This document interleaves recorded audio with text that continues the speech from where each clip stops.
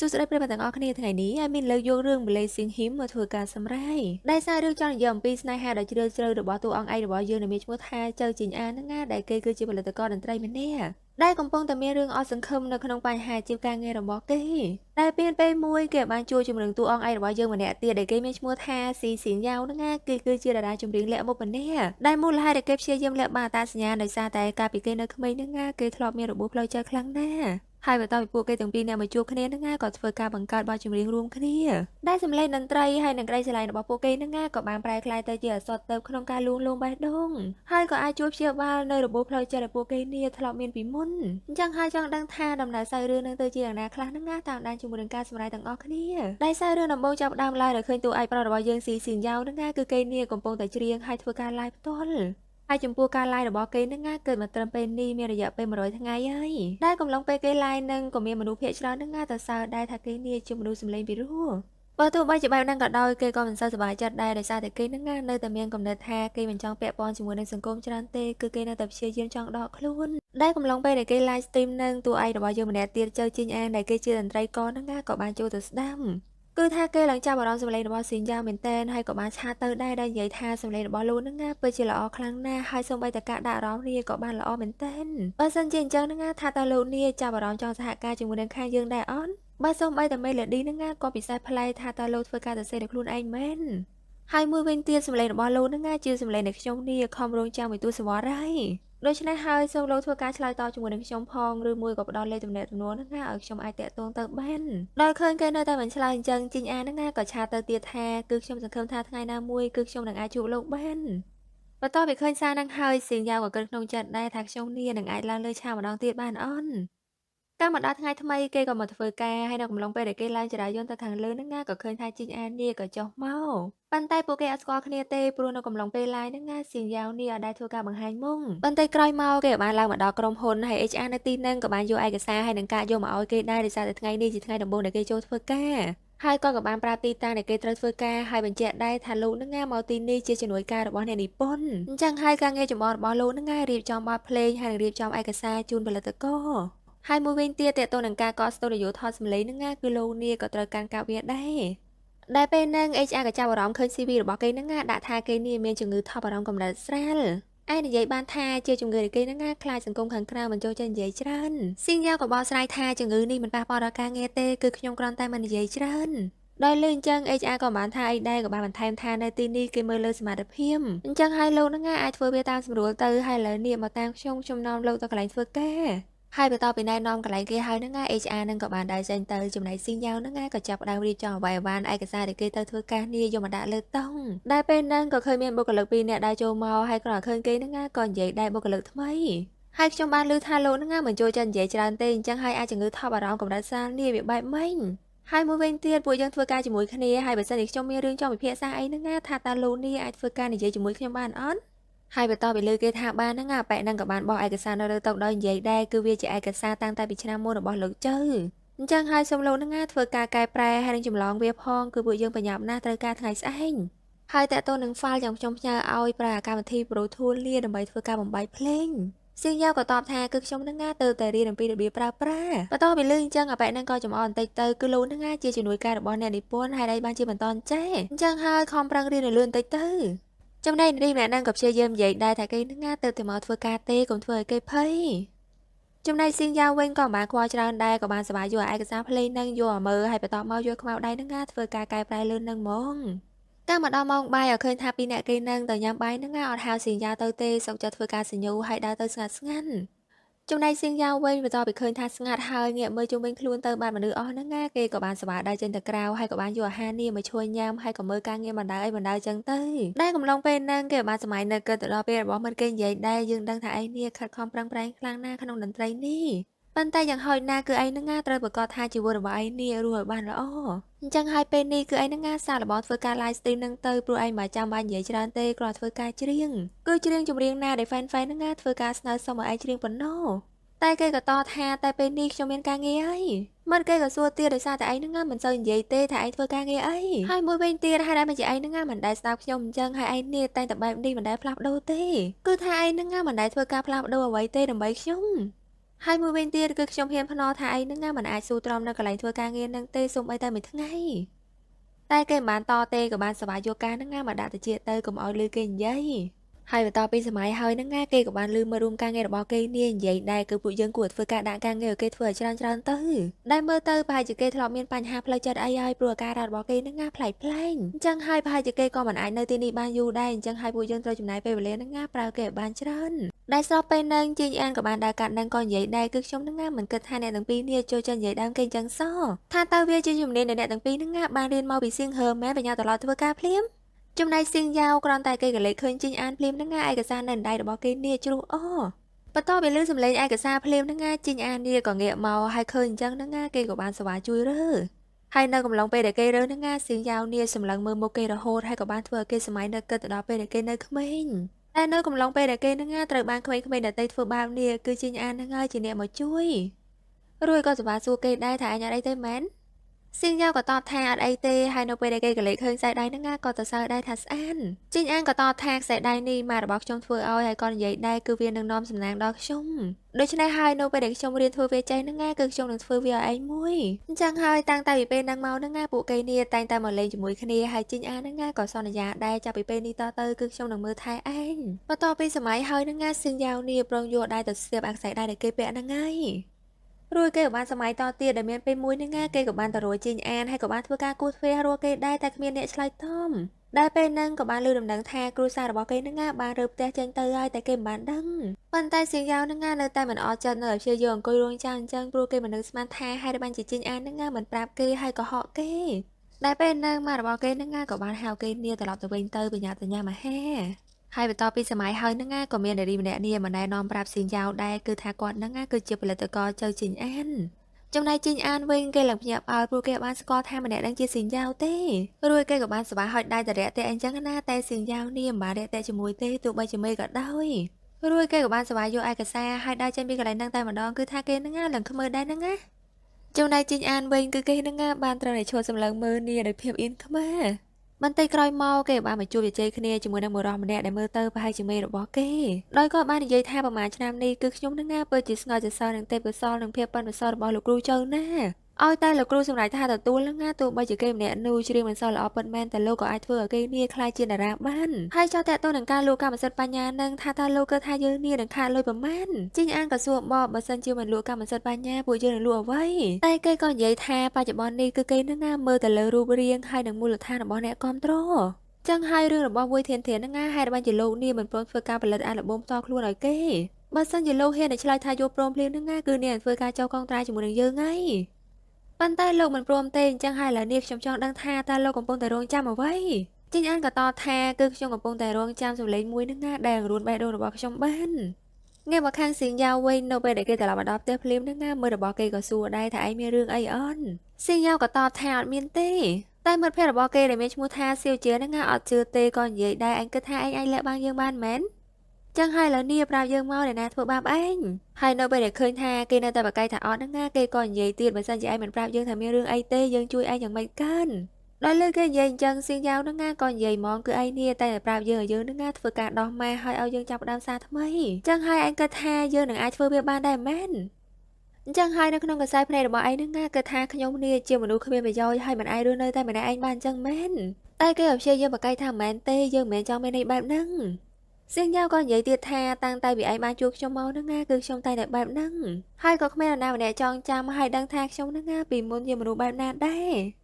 បើសូម្បីតែខ្ញុំហ្នឹងក៏ភ្លេចដូចគ្នារួចគេក៏បានសវ៉ាដើរចូលទៅក្នុងបន្ទប់ទៅហើយបន្ទាប់ពីគេចូលមកដល់ក្នុងបន្ទប់ហ្នឹងគេក៏បានឈួរសម្លឹងមើលអាការៈដែលគេបាត់ចិញ្ចាំងរួចគេក៏បានគិតថាគឺខ្ញុំនឹងពិតជាស្អប់វាខ្លាំងណាស់ចំណែកគេវិញអាចធ្វើការសម្រេចក្តីសម្បត្តិរបស់គេតាំងតែពីក្មេងបានគឺជាផលិតករមិនតែប៉ុណ្្នឹងទេគឺគេនឹងធ្វើការផលិតបទចម្រៀងដ៏អស្ចារ្យជាច្រើ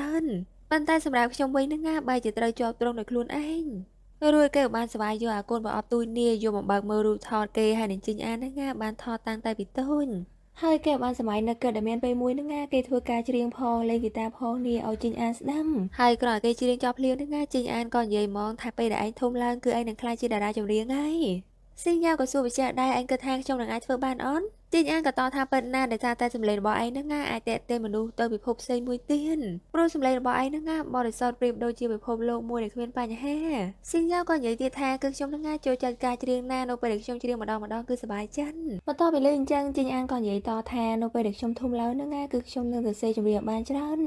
ហើយបន្តមកឯងហ្នឹងណាធ្វើការច្រៀងដើម្បីឲ្យពិភពលោកនេះបានឮបន្ទាប់ពីសម័យរឿងពីតូចហើយគេបានសម័យនៅពេលដែលគេបានជួបជីងអានមុនហ្នឹងណាគឺថាគេនាក៏រអ៊ូដែរហើយបានជាខ្ញុំជួបគេនៅកំឡុងពេលដែលខ្លួនឯងញ៉ៃញ៉ៃអញ្ចឹងរួចគេក៏បន្តយកសភៅនោះរបស់គេមកមើលហើយក៏ធ្វើឲ្យគេហ្នឹងណាសម័យនៅគិតនៅពេលដែលគេនាខំទៅរួចជីងអានតែគេក៏បានចាក់ចេញពីផ្ទះដោយមិនប្រាប់ខ្លួនសូម្បីតែមួយម៉ាត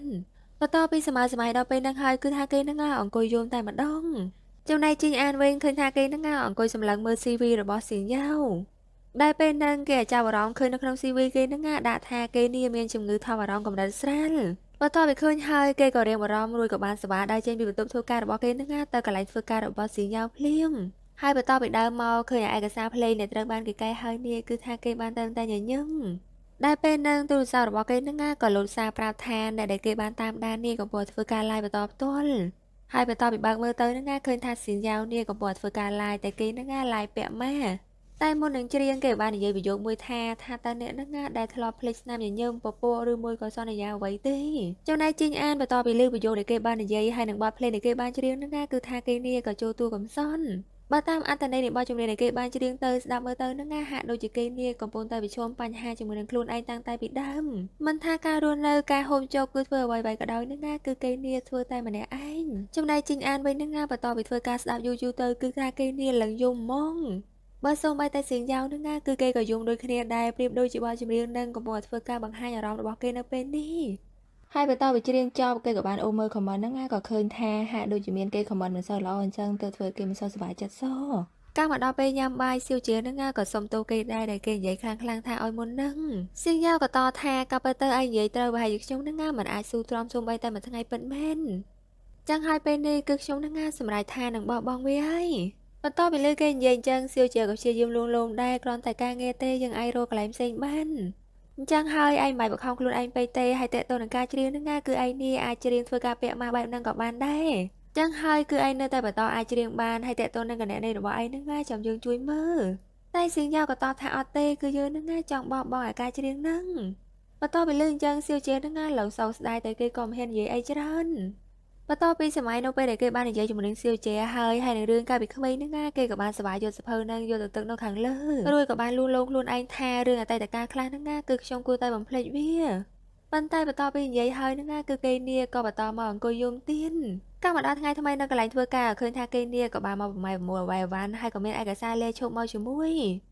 ដែលពេលហ្នឹងជីអានក៏បានដើរមកឃើញហើយគេក៏បានសប្បាយដើរទៅរកហើយសៀងយ៉ាវហ្នឹងណាក៏បានដើរមកធ្វើឲ្យពួកគេនាប៉ះគ្នាធ្វើឲ្យរបស់នឹងធ្លាក់អស់ដែលពេលហ្នឹងជីងអានក៏ចាប់អារម្មណ៍ឃើញគំនូរដែលគេបានគូរឲ្យផ្លូវចាស់នេះគឺដូចជាផ្លូវផ្ទះគេអញ្ចឹងហើយគេប្រឹងយកមើលឯហ្នឹងណាតែសៀងយ៉ាវនេះក៏បានសប្បាយយកទៅអោបតុង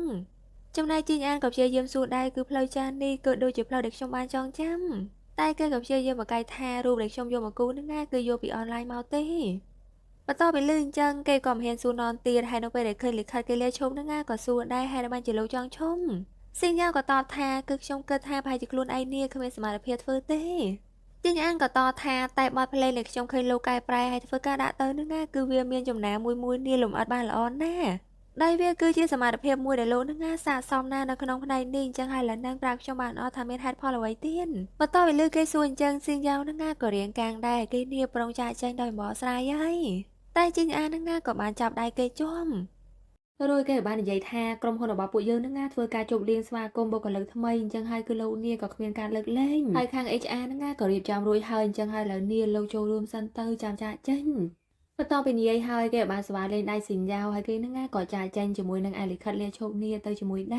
រហើយបន្ទាប់ពីគេចេញទៅបាត់ហ្នឹងណាស៊ីនយ៉ាវក៏បានគិតដែររាល់ការដែលចាក់ចេញនាងមិនប្រកាសថាទៅមានហេតុផលត្រូវអន់កាលមកដល់ពេលដែលពួកគេមកជប់លៀងនឹងឃើញថាម្នាក់ហ្នឹងណាគេរីករាយណាស់ព្រោះកម្រឃើញក្រុមហ៊ុនហ្នឹងណាមានពិធីជប់លៀងបែបនេះតែនៅកំឡុងពេលដែលពួកគេលើកស្រាជាគ្នាហ្នឹងណាដូចជាមិនខ្វល់ខ្វាយពីសៀងយ៉ាវសោះចំណែកសៀងយ៉ាវនេះប្រងលើកស្រាទៅជាជាមួយគេដែរហើយតែគេមិនខ្វល់ក៏ឈុំ ได้ពេលហ្នឹងពួកគេក៏បានសួរបងស្រីចាងដែរថាក្រុមហ៊ុននេះមានកម្មវិធីស្វាគមន៍បុគ្គលិកថ្មីតាំងតែពីអង្កលហើយបន្តពីលឿនគាត់ឆ្លើយថាចាប់ពីថ្ងៃហ្នឹងទៅហ្នឹងណាគេកាន់តែឆ្ងល់មែនតើហើយដោយសារតែប្រហែលឆ្នាំនេះក្រុមហ៊ុនរបស់គេហ្នឹងណាដូចជាមិនសូវមានចំណូលច្រើនទេហើយបានជាធ្វើបើសិនជាអញ្ចឹងបុគ្គលិកថ្មីហ្នឹងគេជាអ្នកណាហើយបន្តពីកើតចុះកើតឡើងគឺថាជាសៀងចៅហ្នឹងណាគេក៏និយាយដែរថាលើនេះគឺជាបុគ្គលិកថ្មីហើយអញ្ចឹងឲ្យធ្វើការជ្រៀងឲ្យពួកយើងស្ដាប់បន្តិចម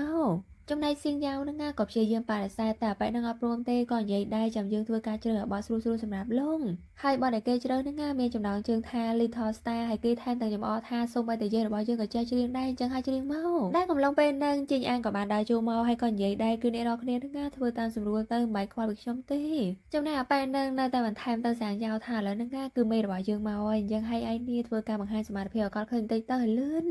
ចំណែកជីងអានហ្នឹងណាក៏បានសវ៉ាដើរទៅអង្គុយក្បែរសៀងយ៉ាវដោយឃើញគេនៅតែបញ្ច្រៀងអញ្ចឹងអាប៉ែហ្នឹងក៏បានទាញសៀងយ៉ាវហ្នឹងណាឲ្យទៅឈរនៅខាងមុខដើម្បីធ្វើការបង្ខំឲ្យគេច្រៀងទៀនចំណែកសៀងយ៉ាវវិញហ្នឹងណាគឺថាគេនេះក៏បានយកមីក្រូនឹងយកមកដាក់នៅមាត់គេហើយតែគេហាក់ដូចជាច្រៀងមិនចាញ់សដោយឃើញអញ្ចឹងអាប៉ែហ្នឹងក៏និយាយដែរគឺលោកគ្រូចៅហ្នឹងណាគាត់នៅទីនេះផងអញ្ចឹងឲ្យខ្វះអៀនអីច្រៀងសម្រាប់ពួកយើងស្ដាប់បន្តិចមកចំណែកសៀងយ៉ាវបន្តពីត្រូវបានពួកគេបង្ខំឲ្យនៅកន្លែងហ្នឹងមានភ្លើងភ្លឹបភ្លែតហ្នឹងណាក៏ធ្វើឲ្យគេរៀងវល់មុងរួចគេក៏បាននិយាយថាឲ្យខ្ញុំសុំទោសឥឡូវហ្នឹងណាខ្ញុំសុំទោសបន្ទោសទឹកបន្តិចដោយឃើញទឹកមុខរបស់គេបែបហ្នឹងជីងអានហ្នឹងណាក៏បារម្ភក៏បានសវ៉ាដើរចេញទៅមើលរីឯសៀងយ៉ាវវិញហ្នឹងណាគេមិនបានទៅបន្ទប់ទឹកអីទេគេដើរចេញមកខាងក្រៅនេះដើម្បីស្រូបខ្យល់អាកាសបន្តិចទៅនៅក្នុងនឹងវាតានតឹងពេករួចគេក៏បានសវ៉ាដើរមករកកន្លែងអង្គុយហើយក៏បានធ្វើការច្រៀងនៅកន្លែងហ្នឹងហ្មងដែលកំឡុងពេលហ្នឹងក៏ឃើញថាជីងអានហ្នឹងណាក៏បានដើរមកដល់កន្លែងហ្នឹងគឺថាគេនេះរបៀបថាចេញមកក្រៅជួបប្រៃផងអីផងចឹងទៅហើយបន្ទាប់ពីឮគេច្រៀងហ្នឹងណាគេក៏និយាយហ្មងគឺចម្រៀងមួយបទនេះគឺខ្ញុំធ្លាប់ឮកាលពីខ្ញុំនៅក្មេងតែថាសៀងយ៉ាវហ្នឹងណាមិនទទួលស្គាល់ថាគេនេះស្គាល់ជីងអានទេគេព្យាយាមនិយាយថាគឺខ្ញុំហ្នឹងណាចេះតែច្រៀងទៅជីងអានក៏តាមសួរទៀតគឺខ្ញុំហ្នឹងណាគិតថាចម្រៀងមួយបទនេះបើជាមានអត្ថន័យណាចំពោះលោកដោយឮគេសួរអញ្ចឹងសៀងយ៉ាវក៏តថាផែជាបែបហ្នឹងហើយប៉ុន្តែឥឡូវនេះវាគ្មានអីសំខាន់ទៀតទេហើយគេប្រងដើរចេញយ៉ាងហ្នឹងណាជីងអានក៏និយាយថាគឺសម្លេងរបស់លោកនេះពិតជាបរិសុទ្ធពិតមែនបន្ទាប់ពីឮអញ្ចឹងគឺគេហ្នឹងណាបានត្រឹមតែអរគុណហើយនិយាយដែរឥឡូវនេះខ្ញុំចូលទៅក្នុងមុននេះដោយឃើញអញ្ចឹងជីងអានហ្នឹងណាក៏បានស្នើសុំនេះដើរទៅជាមួយនឹងគេដែរបន្ទាប់ពីគេនិយាយអញ្ចឹងហើយសៀងយ៉ាវហ្នឹងណាក៏មិនបាននិយាយអីដែរក៏បានដើរទៅជាមួយគ្នាហ្មងទៅមួយសន្ទុះធំក្រោយមកឃើញថាកម្មវិធីជប់លៀងរបស់គេហ្នឹងណាក៏ត្រូវបានបញ្ចប់ហើយជីងអាននេះក៏ធ្វើការនាំសៀងយ៉ាវទៅផ្ទះហើយនៅកំឡុងពេលដែលពួកគេចូលមកដល់ក្នុងឡានហ្នឹងណាក៏ឃើញថាសៀងយ៉ាវនេះទាញអាស័យក៏បាននឹងយកមកពាក់អត់កើនដោយឃើញអញ្ចឹងជីងអានហ្នឹងណាក៏បានសប្បាយអោនមកជួយទាញហើយឃើញថាមុខរបស់គេនេះស្ទើរតែប៉ះចំអករបស់សៀងយ៉ាវហើយចំណែកសៀងយ៉ាវបន្តពីឃើញអញ្ចឹងគឺគេនឹងណាស្ទើរតែអត់ដល់ដង្ហើមដែលពេលហ្នឹងជីងអានក៏ឆ្លៀតឱកាសសួរដែរថាលោកនឹងណាដែលគិតថាចង់ក្លាយជាតារាចម្រៀងដែរអត់តែគេក៏កវីក្បាលដោយបញ្ជាក់ថាគេអត់ចង់ទេតែជីងអាននៅតែនិយាយទៀតថាក្រុមហ៊ុនរបស់ពួកយើងនឹងណាកំពុងធ្វើការជ្រើសរើសតារាចម្រៀងថ្មីដើម្បីធ្វើការច្រៀងបទចម្រៀងរបស់ខ្ញុំបន្តពីលើពេលអានឹងសៀងយ៉ាវនឹងណាក៏សម័យនឹកកើតកាលពីពួកគេនៅក្មេងនេះគេក៏បាននិយាយដែរនៅថ្ងៃអនាគតទៅនឹងណាគឺឯងគួរតែក្លាយជាអ្នកចម្រៀងហើយខ្ញុំនឹងក្លាយជាអ្នកតែងនិពន្ធធ្វើការនិពន្ធបទចម្រៀងឲ្យបានច្រើនហើយឲ្យឯងនឹងណាជាអ្នកធ្វើការច្រៀងដើម្បីឲ្យពិភពលោកបានឮបន្តពីគេសម័យចប់ភ្លាមនឹងណាជីងអានក៏សួរដែរថាតើលោកចាប់អារម្មណ៍ដែរអន់តែគេក៏តបថាគ្មានអ្នកណាមើលឃើញខ្ញុំទេដោយសារតែសម្លេងរបស់ខ្ញុំនឹងណាគឺងាយនឹងគេឆាប់បំភ្លេចណាបន្ទាប់ពីឮគេនិយាយអញ្ចឹងជីងអាននឹងណាក៏សែតដែរតែក៏មិនហ៊ានធ្វើការបង្ខំគេច្រើនមួយសន្ទុះក្រោយមកក៏បានមកដល់ផ្ទះរបស់សៀងយ៉ាវហើយគេនេះប្រងចុះចេញពីឡានហ្នឹងណាតែជីងអានក៏បានខន់រួចគេក៏បានសវ៉ាចុចលេខរបស់គេហ្នឹងណាទេទៅសៀងយ៉ាវដោយនិយាយដែរនេះជាលេខរបស់ខ្ញុំអញ្ចឹងហើយបើសិនជាលោកធ្វើការសម្រេចចិត្តឬក៏ប្រែប្រួលអីយ៉ាងណាហ្នឹងណាអាចតាក់ទងមកខ្ញុំបានតែគេក៏បាននិយាយថាប្រហែលជាពួកយើងហ្នឹងណានឹងគ្មានឱកាសជួបគ្នាម្ដងទៀតទេអញ្ចឹងហើយឥឡូវនេះខ្ញុំលាហើយបន្ទាប់ពីលើគេនិយាយអញ្ចឹងជីងអានហ្នឹងណាឡើងសោកសៅមែនតែនបានត្រឹមតែអង្គុយសម្លឹងមើលគេនេះដើរចេញទៅដែលពេលហ្នឹងគេក៏បានជួយជាមួយមិត្តភក្តិរបស់គេសៀវជាហ្នឹងណាគេក៏បានជួយយកឲ្យវាយវ៉ាន់ហើយសៀវជានេះក៏សួរដែរអ្នកណាជូនឯងមកថ្ងៃនេះតែគេក៏តបថាមិនមែនជាមនុស្សសំខាន់ទេបន្ទាប់ពីលឿនអញ្ចឹងហ្នឹងណាសៀវជាក៏និយាយដែរបើអញ្ចឹងតទៅផ្ទះហើយគ្រាន់តែឃើញសៀវជាការសៀងយ៉ាវភ្លាមហ្នឹងណាគឺថាជីងអាននេះដែលអង្គុយនៅក្នុងឡានហ្នឹងណាគឺខឹងខ្លាំងមែនតើដែលជាកូនឡាននេះសឹងតែបាក់ហើយរួចគេក៏បានគិតថាការដែលលោកនិយាយថាពួកយើងនឹងមិនអាចជួបគ្នាបានទៀតហ្នឹងណាដោយសារតែគេម្នាក់ហ្នឹងមិនមែនងាកមកខាងសៀងយ៉ាវវិញបន្ទាប់ពីត្រឡប់មកដល់ផ្ទះហ្នឹងណាក៏សប្បាយចូលទៅក្នុងបន្ទប់ទៅដើម្បីធ្វើការសម្រួលអារម្មណ៍តែងព្រោះនៅពេលដែលគេនៅក្បែរជីងអានហ្នឹងណាគឺគេនាមមានអារម្មណ៍ចម្លែកផងអៀនផងនិយាយមិនត្រូវតែគេក៏ព្យាយាមសម្រួលអារម្មណ៍ហើយក៏បានសប្បាយដើរចេញមករកសៀវជាច Trong đây siêu chia của bạn vậy thaថ្ងៃនេះយើងទៅហៅកាហ្វេក៏ឃើញមានគេលក់បង្អែមហ្នឹងណាយើងក៏បានទិញយកផ្ញើឯងជាពិសេសហើយនៅពេលដែលកលេចឃើញម៉ូតរបស់គេឡើងក្រហមហ្នឹងណាគេក៏សួរដែរថាឯងមានរឿងអីចំណែកសៀងយ៉ាវវិញហ្នឹងណាមិនបានឲ្យគេប៉ះទេហើយក៏និយាយដែរយើងអីទេកុំបារម្ភដោយឃើញអញ្ចឹងគេក៏រៀងសែតែគេក៏បានសប្បាយយកបង្អែមហ្នឹងណាយកមកឲ្យគេសាកល្បងទៅឆ្ងាញ់អន់រួចគេក៏បាននិយាយថាកាលពីមុនហ្នឹងណាឯងមិនសូវហ៊ានញ៉ាំរបស់ផ្អែមទេដោយសារតែឯងច្រៀងតែឥឡូវនេះលេងអីហើយញ៉ាំទៅដូច្នេះហើយចាប់ពីពេលនេះតទៅហ្នឹងណាគឺយើងនឹងទិញបង្អែមនេះយកមកផ្ញើឯងជារៀងរាល់ថ្ងៃគឺបង្អែមឆ្ងាញ់ជាងគេលើលងបន្ទាប់ពីលើគេនិយាយអញ្ចឹងស៊ីយ៉ោហ្នឹងណាក៏ព្យាយាមញញឹមតែគេមានញញឹមតាមបង្ខំបន្ទាប់ពីញ៉ាំហើយគេបានសប្បាយចូលទៅក្នុង account នៃគេធ្វើការ live រាល់ដងហ្នឹងណាចូលមកធ្វើការលុបវីដេអូចោលដល់ឃើញអញ្ចឹងសៀវជើហ្នឹងណាក៏សួរបញ្ជាក់ដែរថាឯងមានប្រកាសចិត្តអន់តែគេក៏មិនបានតបដែរក៏បានសប្បាយឆ្លាច់វីដេអូហើយធ្វើការលុបយួរតែទឹកមុខរបស់គេហ្នឹងណាក៏សោកសៅដល់ឃើញអញ្ចឹងសៀវជើក៏ព្យាយាមលួងលោមដែរថាអីទេវាមិនមែនជារឿងធំអញ្ចឹងហើយចាប់ពីថ្ងៃនេះតទៅហ្នឹងណាគឺពួកយើងទាំងពីរនាក់នេះនឹងធ្វើរឿងអីដែលធ្វើឲ្យពួកយើងសប្បាយចិត្តបានដែរចំណែកសៀងយ៉ាវបន្ទាប់ពីលុបអស់ហើយហ្នឹងណាគេក៏និយាយដែរចាប់ពីពេលនេះតទៅគឺខ្ញុំនេះនឹងរស់នៅបានល្អសៀវជាក៏បានយកដៃទៅអង្អែលក្បាលរបស់គេដោយនិយាយថាដរាបណាយើងនៅទីនេះគឺយើងហ្នឹងណានឹងមិនឲ្យឯងអត់ឃ្លានទេកុំបារម្ភបន្ទាប់ពីលើគេនិយាយអញ្ចឹងសៀងយ៉ាវហ្នឹងណាក៏សប្បាយចិត្តងាកមកខាងជីងអានវិញបន្ទាប់ពីគេត្រឡប់មកដល់ផ្ទះហើយក៏អង្គុយមើលវីដេអូអូចុះអូឡើងហ្នឹងណាក៏ឃើញវីដេអូប្លុករបស់សៀវជានេះធ្វើការថតផលតាក់ទងនឹងបង្អែមដែលនៅក្នុងវីដេអូហ្នឹងគេក៏បាននិយាយដែរថាមានមនុស្សម្នាក់ហ្នឹងណាគេចូលចិត្តរបស់ផ្អែមនេះខ្លាំងណាស់ប៉ុន្តែដោយសារតែក្តីសុបិនដែលមើលមិនឃើញរបស់គេហ្នឹងណាក៏ត្រូវធ្វើឲ្យគេនេះបង្ខំចិត្តធ្វើការឈប់ញ៉ាំហើយបន្ទាប់ពីអ្នកទាំងអស់គ្នាបានឃើញបង្អែមអស់នេះហើយថាតើអ្នកទាំងអស់គ្នាហ្នឹងណាចង់ធ្វើការចែករំលែករបស់ផ្អែមនេះទៅអ្នកណាដូច្នេះហើយសម្រាប់ខ្ញុំចង់ធ្វើការភ្លុំបង្អែមទាំងអស់នៅលើពិភពលោកដើម្បីចងចាំរសជាតិសម្រាប់គុណដែលវាគឺជារឿងដែលយើងនឹងណាបានខ្វល់ខ្វាយពីនរណាម្នាក់បន្ទាប់ពីឃើញវីដេអូរបស់គេរៀងផ្អែមល្ហែមទៅនឹងណាជីងអានីក៏បានសប្បាយបាត់ទៅហាក់ដូចជាប្រច័ណ្ឌអូនមិនទេកម្មមកដល់ថ្ងៃបន្ទាប់គេក៏បានមករស់សៀវជានឹងណាដល់ហាងកាហ្វេនឹងតែម្ដងហើយក៏បានសប្បាយហត់នាងមកបានទៅឲ្យចំណែកសៀវជាបន្ទាប់ពីឃើញនាងមកបាននឹងហើយដឹងថាគេនឹងណាជានាយកប្រតិបត្តិតន្ត្រីនេះគេក៏សួរបញ្ជាក់ដែរអញ្ចឹងមានន័យថាលោកនឹងណាជាចៅហ្វាយរបស់ជីងអានមែនជីងអានក៏សួរវិញថាឥឡូវហ្នឹងណាលោកមានពេលដែលខ្ញុំនិយាយតិចអន់គឺខ្ញុំចង់និយាយអំពីរឿងរបស់សៀងយ៉ាវរួចគេក៏បានយកវីដេអូរបស់សៀងយ៉ាវច្រៀងធ្វើការ live តែពាក់ម៉ាស់ហ្នឹងណាយកមកសួរដែរថាគេមែនចំណែកសៀវជាហ្នឹងណាក៏និយាយដែរគេជាសៀងយ៉ាវហើយដែលបានជាលោកមានវីដេអូហ្នឹងតែគេមិនបានឆ្លើយទេក៏បាននិយាយទៀតថាក្រុមហ៊ុនរបស់យើងហ្នឹងណាកំពុងតែរកសិល្បករថ្មីហើយខ្ញុំនេះក៏មានកម្រងធ្វើការប្រម៉ូទគេទៀតបន្ទាប់ពីលឺអញ្ចឹងគេក៏សប្បាយចិត្តហើយក៏និយាយទៀតដែរគឺសៀងយ៉ាវហ្នឹងណាមានសម្លេងល្អណាស់គឺសម្លេងរបស់គេនេះបានមកពីធម្មជាតិដែលជាសម្លេងដែលបរិសុទ្ធហើយពោពេញទៅដោយទឹកដមហើយសប្តាហ៍ថ្ងៃដែលចម្រៀងនៅលើទីផ្សារហ្នឹងណាភាគច្រើនតែប្រើបច្ចេកទេសតែគេមិនមែនប៉ុន្តែគួរឲ្យសោកស្ដាយដោយសារតែគេហ្នឹងណាបាននិយាយថាគឺគេនេះឈប់ច្រៀងទៀតហើយបន្ទាប់ពីលឺអញ្ចឹងគេក៏សប្បាយសួរដែរហេតុអីសៀវជាក៏ឆ្លើយថាតាមមើលទៅហ្នឹងណាប្រហែលជាគេហត់នឿយពេញបន្ទាប់ពីលឺអញ្ចឹងគេឡើងសារតែម្ដងហើយក៏សួរដែរមើលទៅលោកហ្នឹងណាហាក់ដូចជាស្គាល់គេច្បាស់ណាស់ហើយបន្ទាប់ពីលឺគេនិយាយថាគេគឺជាមនុស្សតែម្នាក់ស្គាល់សៀងយ៉ាវជាងគេលើពិភពលោកហ្នឹងណាជីងអានក៏សួរដែរបើអញ្ចឹងថាអ្នកទាំងពីរនេះមានទំនាក់ទំនងអ្វីនឹងគ្នាហើយនៅពេលដែលឃើញគេមិនចង់ឆ្លើយហ្នឹងណាគេក៏បានបន្ថែមទៀតមុនពេលដែលខ្ញុំធ្វើការចុះកិច្ចសន្យាទៅលើសិល្បករថ្មីគឺខ្ញុំត្រូវដឹងអំពីរឿងតខ្លួនរបស់គេបន្ទាប់ពីលឺអញ្ចឹងសៀវជាក៏រៀបរាប់ប្រាប់ទៅគឺពួកយើងនឹងពីរនាក់ហ្នឹងណាធំថត់ឡើងនៅមណ្ឌលកុមារកំព្រាជាមួយគ្នាហើយតែងតែពឹងពាក់គ្នាបន្ទាប់ពីលឺអញ្ចឹងជីងអានហ្នឹងណាឡើងឆ្ងល់មែនតើហើយបានជានៅមណ្ឌលកំព្រាកាលមកដល់ពេលដែលគេត្រឡប់មកដល់ផ្ទះឃើញថាគេហ្នឹងណាក៏អង្គុយមើលអាសមុទ្រពី3សន្លឹកនេះគឺថាគេឡើងសោកសៅរួចគេក៏បានសម័យបទៅពេលដែលសៀវជាបានរៀបរាប់ប្រាប់វិញហ្នឹងណាមូលហេតុដែលសៀងយ៉ាវនៅមណ្ឌលកុមារកំព្រានេះដោយសារតែពេលដែលគេអាយុ14ឆ្នាំហ្នឹងណាប៉ាម៉ារបស់គេគ្រោះថ្នាក់ចរាចរណ៍ស្លាប់ហើយចំណែកគេវិញនៅពេលដែលនាំមកដល់ទីនេះភ្លាមហ្នឹងណាគេមិននិយាយស្ដីពេញមួយថ្ងៃគឺគេគិតតែពីអង្គុយយំសម្លឹងមើលទៅដើមឈើនៅក្រៅបង្អួចអញ្ចឹងហើយទៅធ្វើឲ្យរាងកាយរបស់គេហ្នឹងណាចុះខ្សោយសូម្បីតែអាកប្បកិរិយារបស់គេក៏ប្រែប្រួលហើយចំណែកក្មេងៗនៅមណ្ឌលហ្នឹងណាក៏ចូលចិត្តធ្វើបាបគេហើយនឹងគំរាមកំហែងគេដូច្នេះហើយចាប់តាំងពីពេលហ្នឹងមកហ្នឹងណាទៅធ្វើឲ្យគេនេះខ្លាចមនុស្សកាន់តែខ្លាំងទៅបន្ទាប់ពីសម័យនៅកើតដល់ពេលហ្នឹងហើយគឺថាគេហ្នឹងសោកសៅខ្លាំងមែនតើហើយក៏បានកើតក្នុងចិត្តដែរគឺខ្ញុំហ្នឹងហើយគឺជាអ្នកដែលមិនរក្សាសន្យាបើសិនជាអញ្ចឹងសាវយ៉ាថាតើឯងហ្នឹងនឹងធ្វើការស្ដីបន្ទោសឲ្យខ្ញុំអន់កាលមកដល់ថ្ងៃបន្តឲ្យឃើញថាសៀងយ៉ាវនេះបន្ទាប់ពីឈប់ពីក្រុមហ៊ុនដែលជីងអានធ្វើការហ្នឹងណាគេក៏បានមកធ្វើការជាអ្នកឆែកសម្បត្តិនៅរោងកុនដែលកំឡុងពេលហ្នឹងគេចាប់អារម្មណ៍ខេត្តជនម្នាក់ហ្នឹងណាក៏បានដើរចេញមកខាងក្រៅវិញហើយឈរមើលសម្បត្តិនេះហើយដល់ដង្ហើមធំហើយដូចជាគេរងចាំអ្នកណាម្នាក់ដែលពេលហ្នឹងក៏ឃើញថាដៃគូរបស់គេនេះក៏បានរត់មកយ៉ាងទៅហេតុទៅហោហើយគេហ្នឹងក៏បានទៅសងទោសអូនគេដែរដែលគេមកយឺនចំណែកអូនគេវិញហ្នឹងក៏តដែរខ្ញុំគិតថាបងមិនមក តែគេក៏តបវិញគឺបងសន្យាហើយអញ្ចឹងហើយត្រូវតែមករួចពួកគេក៏បានដឹកដៃគ្នានឹងចូលទៅមើលកូនទៅបន្ទាប់ពីឃើញទិដ្ឋភាពនឹងហើយសៀងយ៉ាវនេះក៏រំភើបជានួរងាកមកខាងជីងអានវិញគេក៏បានមកជួបមេរបស់គេដោយនិយាយដែរតើតុនសិល្បករថ្មីនឹងគឺខ្ញុំព្រមធ្វើការបើកបង្ហាញហើយបន្ទាប់ពីលឺអញ្ចឹងគឺមេរបស់គេនឹងឡើងសប្បាយចិត្តហើយក៏និយាយដែរគឺយើងនេះនឹងធ្វើការប្រកាសប្រាប់អ្នករាល់គ្ន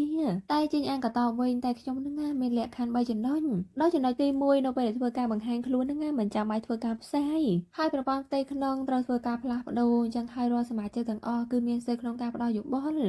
់ហើយចំណុចទី2អ្នកដែលមកបង្ហាញខ្លួនទាំងអស់ហ្នឹងណាត្រូវធ្វើការពាក់ម៉ាស់ដោយសារតែខ្ញុំនេះមិនបានមកមើលមុខហើយក៏មិនបានស្ដាប់រឿងរបស់ពួកគេដែរគឺខ្ញុំជ្រើសរើសតែសំឡេងបន្ទាប់ពីលឺអញ្ចឹងមេគេក៏រៀងបារម្ភដែរព្រោះថាខាងទីផ្សារហ្នឹងណាប្រកាសណាយល់ស្របទេមិនធ្វើការបង្ហាញមុខអញ្ចឹងជីងអានក៏បានបន្ថែមទៀតថាឲ្យតែសំឡេងល្អហ្នឹងណាវាមិនតាក់ទងនឹងរូបរាងទេអញ្ចឹងហើយគឺខ្ញុំអ្នកទទួលខុសត្រូវលើសំឡេងហើយចំណុចទី3គឺមានតែខ្ញុំទេជាអ្នកមានសិទ្ធិធ្វើការសម្រេចចុងក្រោយថាជ្រើសរើសអ្នកណា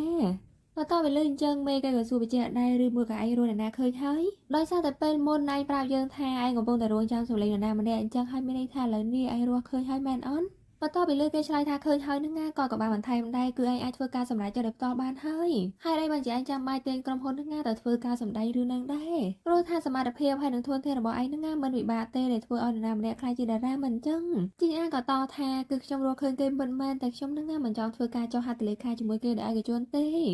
េគឺខ្ញុំចង់ធ្វើឲ្យសលេងរបស់គេនឹងអាចឆ្លងកាត់ស្លាកសញ្ញាទាំងអស់ហើយនឹងភាពរើសអើងហើយនឹងទឹកដមភាពស្អាតបរិសុទ្ធរបស់គេនឹងដើម្បីធ្វើឲ្យអ្នករាល់គ្នាបានស្ដាប់នេះអាចយល់ឈ្នះបន្ទាប់ពីលឺអញ្ចឹងគឺថាគាត់នាក៏ពេញចិត្តនឹងគំនិតនឹងដែរងាកមកខាងសៀវជើវិញគេក៏បានមករកសៀងយ៉ាវនៅកន្លែងធ្វើការដោយគេបាននិយាយថា Star River Music នឹងកំពុងធ្វើការជ្រើសរើសតារាចម្រៀងរបាំងមុខដែលវាគឺជាឱកាសសម្រាប់ឯងហើយពេលនេះដោយសារតែកន្លែងហ្នឹងគេអត់ត្រូវការបង្ហាញមុខទេបង្ហាញតែសម្លេងតែគេក៏បកស្រាយថាខ្ញុំមិនច្រៀងទៀតទេសៀវជើក៏និយាយទៀតថាដោយសារតែឯងនឹងខំច្រើនឆ្នាំណាស់ហើយឥឡូវនេះមានឱកាសហើយហើយបានជាឯងនឹងមិនទៅធ្វើការសាកល្បងសៀងយ៉ាងក៏តទៀតថានៅពេលដែលយើងខ្លាចជាតារាចម្រៀងពាក់ម៉ាស់ហ្នឹងនៅថ្ងៃណាមួយគឺនឹងតម្រូវឲ្យយើងដោះហើយចឹងហើយពេលនេះខ្ញុំចង់ប្រាប់ឯងថាគឺខ្ញុំនឹងលែងច្រៀងទៀតហើយចំណែកសៀវជើនឹងនៅព្យាយាមនិយាយទៀតដែរថាឥឡូវនេះឯងមានឱកាសធ្វើការបង្ហាញខ្លួនតែឯងនៅព្យាយាមលាក់បាំងខ្លួនឯងអញ្ចឹងយល់ឯងសោះបើទោះបីជាគេនិយាយបែបណាក៏ដោយនឹងក៏សៀងយ៉ាងនេះមិនឆ្លើយឆ្លងជាមួយគេទៀតដែរក៏បានសប្បាយដល់ចូលទៅក្នុងទៅដោយឃើញអញ្ចឹងគេក៏បានសប្បាយទៅប្រាប់ជីងអានដែរថាខ្ញុំនេះព្យាយាមនិយាយជាមួយគេហើយតែនៅតែមិនបានងាកមកខាងសៀងយ៉ាវវិញឃើញថាគេនឹងកំពុងធ្វើការបោះសម្រាមហើយនៅពេលដែលឃើញថារបស់នៅខាងក្រោមនេះគេក៏បានអន់រើដែលពេលហ្នឹងក៏ឃើញមានបុគ្គលិកម្នាក់ទៀតដើរចូលមកហ្នឹងមិនឃើញមានមនុស្សគេក៏បានសប្បាយបិទភ្លើងហើយក៏បានបិទទ្វារបិទអីចិនដោយឃើញអញ្ចឹងសៀងយ៉ាវហ្នឹងក៏ព្យាយាមស្រែកប្រាប់អ្នកខាងក្រៅដែរថានៅខាងក្នុងមានមនុស្សខ្ញុំនៅទីនេះតែគ្មាននរណាឮទេក៏ធ្វើឲ្យគេហ្នឹងចាប់ផ្ដើមភ័យហើយសម័យនៅគិតទៅដល់ពេលវេលាកន្លងមកតាំងតែពីនៅក្មេងអីហ្នឹងគេតែងតែត្រូវបានមករួមថ្នាក់នេះធ្វើបាមដែលកំឡុងពេលហ្នឹងជីងអានហ្នឹងក៏បានទេមកហើយនិយាយដែរឥឡូវហ្នឹងជួបគ្នាបន្តិចទៅខ្ញុំមានរឿងនិយាយសៀងយ៉ាវក៏បាននិយាយជាមួយនឹងសម្លេងញ័រថាប្រហែលជាពេលនេះមិនបានទេ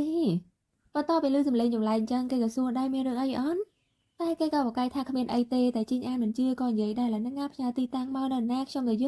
ហើយបន្ទាប់ពីឮគេនិយាយថាគឺខ្លួនត្រូវបានជាប់នៅក្នុងរោងកុនហ្នឹងគេភ័យហ្មងព្រោះគេដឹងថាសៀងយ៉ាវនេះមានអាការៈបែបម៉េចនៅពេលដែលក្នុងទីងងឹនបន្តិចក្រោយមកគេបានសប្បាយរត់មកដល់កន្លែងរោងកុនហ្នឹងក៏ឃើញថាទ្វារត្រូវបានចាក់សោតែគេក៏មិនបានរត់ទៅរកបុគ្គលិកអីដែរក៏បានយកញញួរក្បែរហ្នឹងធ្វើការវាយចូលហ្មងទៅចំណែកសៀងយ៉ាវគេកំពុងតែអង្គុយភ័យហើយនៅពេលដែលជីងអានរបស់គេហ្នឹងគេក៏បានផាត់ដៃចេញដែរស្មានតែមាននរណាម្នាក់ចង់មកធ្វើបាមតែជីងអានក៏ព្យាយាមនិយាយថាគឺខ្ញុំទេសាវយ៉ាវគឺខ្ញុំហើយនៅពេលដែលគេងើបមុខមកហ្នឹងឃើញថាជាជីងអាននេះគេក៏រៀងស្ងប់អារម្មណ៍បន្តិចហើយជីងអានក៏បានសប្បាយទេគេហ្នឹងយកមកអោបទៅដោយក្តីអាណិតហើយចំពោះឈ្មោះរបស់សៀងយ៉ាវហ្នឹងគឺថាជីងអាននេះហៅគេថាសាវយ៉ាវទេអញ្ចឹងអាចមាននឹងធ្វើការហៅសាវយ៉ាវវិញបន្តិចក្រោយមកជីងអានក៏បាននាំគេមកដល់ក្នុងឡានហើយក៏បានទៅទិញភេសជ្ជៈផ្អែមៗហ្នឹងយកមកឲ្យគេហើយបន្ទាប់ពីលើគេនិយាយថានៅក្នុងភេសជ្ជៈនឹងមានបន្ថែមស្ករផ្អែមហ្នឹងគេក៏និយាយមកថាឯងក៏ចង់ចាំជីងអានក៏តវិញថាហេតុបាននិយាយខ្ញុំមិនចាំបន្ទាប់ពីលឺអញ្ចឹងគេក៏រៀងរំភើបហើយក៏បានសប្បាយលើអាភេសជ្ជៈនឹងយកមកផឹកទៅបន្តិចក្រោយមកគេក៏បានបើកឡានមកដល់កន្លែងមួយហើយសៀងយ៉ាវហ្នឹងអត់ស្គាល់ទេក៏សួរដែរណាជីងអានក៏តថាផ្ទះរបស់ខ្ញុំបន្ទាប់ពីលឺអញ្ចឹងសាវយ៉ាវហ្នឹងក៏រៀងភាំងហើយឡានរបស់គេនេះនៅពេលធ្វើការដោះខ្សែក្រវ៉ាត់ហ្នឹងដោះមិនចាញ់ទៀតដល់ម្ចាស់ឡានគេមកដោះឲ្យចំណែកជីងអានហ្នឹងក៏ណាស់ទៀតដឹងថាអូននេះខ្លួនតូចជើងខ្លីៗទេអូគេឡើងលឿនហើយបន្ទាប់ពីឃើញថាគេមិនចង់ចូលហ្នឹងជីងអាននេះនៅតែបន្តធ្វើការអូគេហើយក៏យកគេនេះទៅទប់នៅជញ្ជាំងរួចគេក៏បានសួរថាក្នុងរយៈពេល10ឆ្នាំជាងនេះគឺឯងហ្នឹងគិតថាការដែលយើងចាក់ចេញទៅនេះក៏ដោយសារតែយើងភ្លេចឯងទាំងស្រុងមែនសាវយ៉ាវក៏សួរវិញថាវាពិតដែរអត់ចុះ តែគេក៏បង្រៀនក្បាលឲ្យប៉ាខ្សែថាមិនមែនអញ្ចឹងទេរួចគេក៏បានទៅយកសម្បត្តិដែលគេនឹងតែងតែធ្វើការទៅសេផ្ញើទៅសាវយ៉ាវនេះតាមថ្ងៃខួបកំណើតរបស់គេតាមថ្ងៃចូលឆ្នាំអីគឺគេតែងផ្ញើទៅរហូតប៉ុន្តែបើជាសម្បត្តិនឹងត្រូវធ្វើការផ្ញើត្រឡប់មកវិញទាំងអស់មិនតែប៉ុណ្ណឹងទេគឺខ្ញុំនឹងក៏ព្យាយាមរកឯងដែរតែរកមិនឃើញបន្ទាប់ពីលឺអញ្ចឹងសាវយ៉ាវក៏បានសវ៉ាយកសម្បត្តិនឹងមកមើលចេញអានក៏បានបន្ថែមទៀតថាគឺខ្ញុំនឹងមិនដែលភ្លេចឯងទេសូម្បីតែមួយវិនាទីរួចគេក៏បានយកក្បាលរបស់គេនឹងដាក់ទល់ជាមួយនឹងក្បាលរបស់សាវយ៉ាវបន្ទាប់ពីឃើញសម្បត្តិនឹងហើយសាវយ៉ាវនឹងក៏និយាយថាខ្ញុំសុំទោសតែគេក៏តទៀតថាគឺខ្ញុំទេគួរតែនិយាយពាក្យថាសុំទោសហើយមួយវិញទៀតបើសិនជាពេលហ្នឹងគឺខ្ញុំនឹងខំប្រឹងប្រែងរកឯងឲ្យខ្លាំងជាងនេះប្រហែលជាឯងនេះមិនត្រូវរងទោសតែម្នាក់ឯងបែបនេះទេហើយមួយវិញទៀតខ្ញុំក៏ធ្លាប់សន្យាថានឹងមើលថែឯងឲ្យបានល្អតែធ្វើមិនបានសាវយ៉ាវក៏តាមសួរគឺឯងនៅតែចាំជីងអានក៏តបថាពិតណាស់គឺខ្ញុំចងចាំអ្វីៗគ្រប់យ៉ាងប៉ុន្តែតើតើនឹងការសន្យាមួយនេះគឺខ្ញុំនឹងពយាពេលវាយូរណាស់ហើយអញ្ចឹងហើយឥឡូវនេះថាតើឯងនឹងអាចធ្វើការជឿវាម្ដងទៀតសម្រាប់ខ្ញុំបានអន់បន្ទាប់ពីលើគេនិយាយអញ្ចឹងសាវយ៉ាវនឹងក៏ងក់ក្បាលដោយបញ្ជាក់ថាគេជឿហើយជីងអាននេះក៏បានសវ៉ាទៀងគេយកមកអោមដែលពេលហ្នឹងសាវយ៉ាវក៏បាននិយាយដែរគឺខ្ញុំនឹងនឹកឯងខ្លាំងណាស់នឹកឯងរាល់ថ្ងៃជីងអានក៏តវិញគឺខ្ញុំដឹងបន្តិចក្រោយមកពួកគេក៏បានមកអង្គុយញ៉ាំស្រាជាមួយគ្នាហើយក៏បានយកសម្បត្តិដែលជីងអានបានទៅសេឲ្យគេនឹងយកមកមើលដោយឃើញអញ្ចឹងជីងអានក៏បានមកអង្គុយមើលជាមួយនៅក្នុងសម្បត្តិរបស់គេនឹងធ្វើការទៅសេប្រាប់តាំងតែពីគេនេះធ្វើការផ្លាស់ផ្ទះបដូរទីតាំងកន្លែងរស់នៅអីគឺគេនឹងធ្វើការទៅសេប្រាប់ទាំងអស់ហើយសូម្បីតែតេតតនឹងការប្រឡងបានបន្ទុកប្រមាណនឹងគេក៏ទៅសេមកប្រាប់ដែរមិនតែប៉ុណ្ណឹងទេគេក៏បានធ្វើការទៅសេប្រាប់ថាតេតតនឹងការជ្រៀវនឹងគឺឯងកុំបោះបង់វាចោលអីចំណែកខ្ញុំវិញនឹងគឺខ្ញុំនឹងខ្លាចជាអ្នកតែនិពន្ធមួយដ៏អស្ចារ្យហើយធ្វើការទៅសេបទចម្រៀងឲ្យឯងជ្រៀងសម្រាប់ខ្ញុំអញ្ចឹងហើយគឺឯងនឹងត្រូវរងចាំខ្ញុំលឺអន់ហើយបន្ទាប់ពីនាំគ្នាអានដល់សម្បត្តិរៀងសែនអញ្ចឹងពួកគេនឹងក៏បានធ្វើការដាក់ស្រានេះអស់ម្នាក់មួយកែវហើយបន្ទាប់មកពួកគេក៏បន្តធ្វើការអង្គុយអានតទៀតដោយសារតែសម្បត្តិច្រើនណាស់អញ្ចឹងហើយមានពេលខ្លះនឹងពួកគេក៏អង្គុយសើចដែរព្រោះថាវាអស់សំណើចអីអញ្ចឹងទ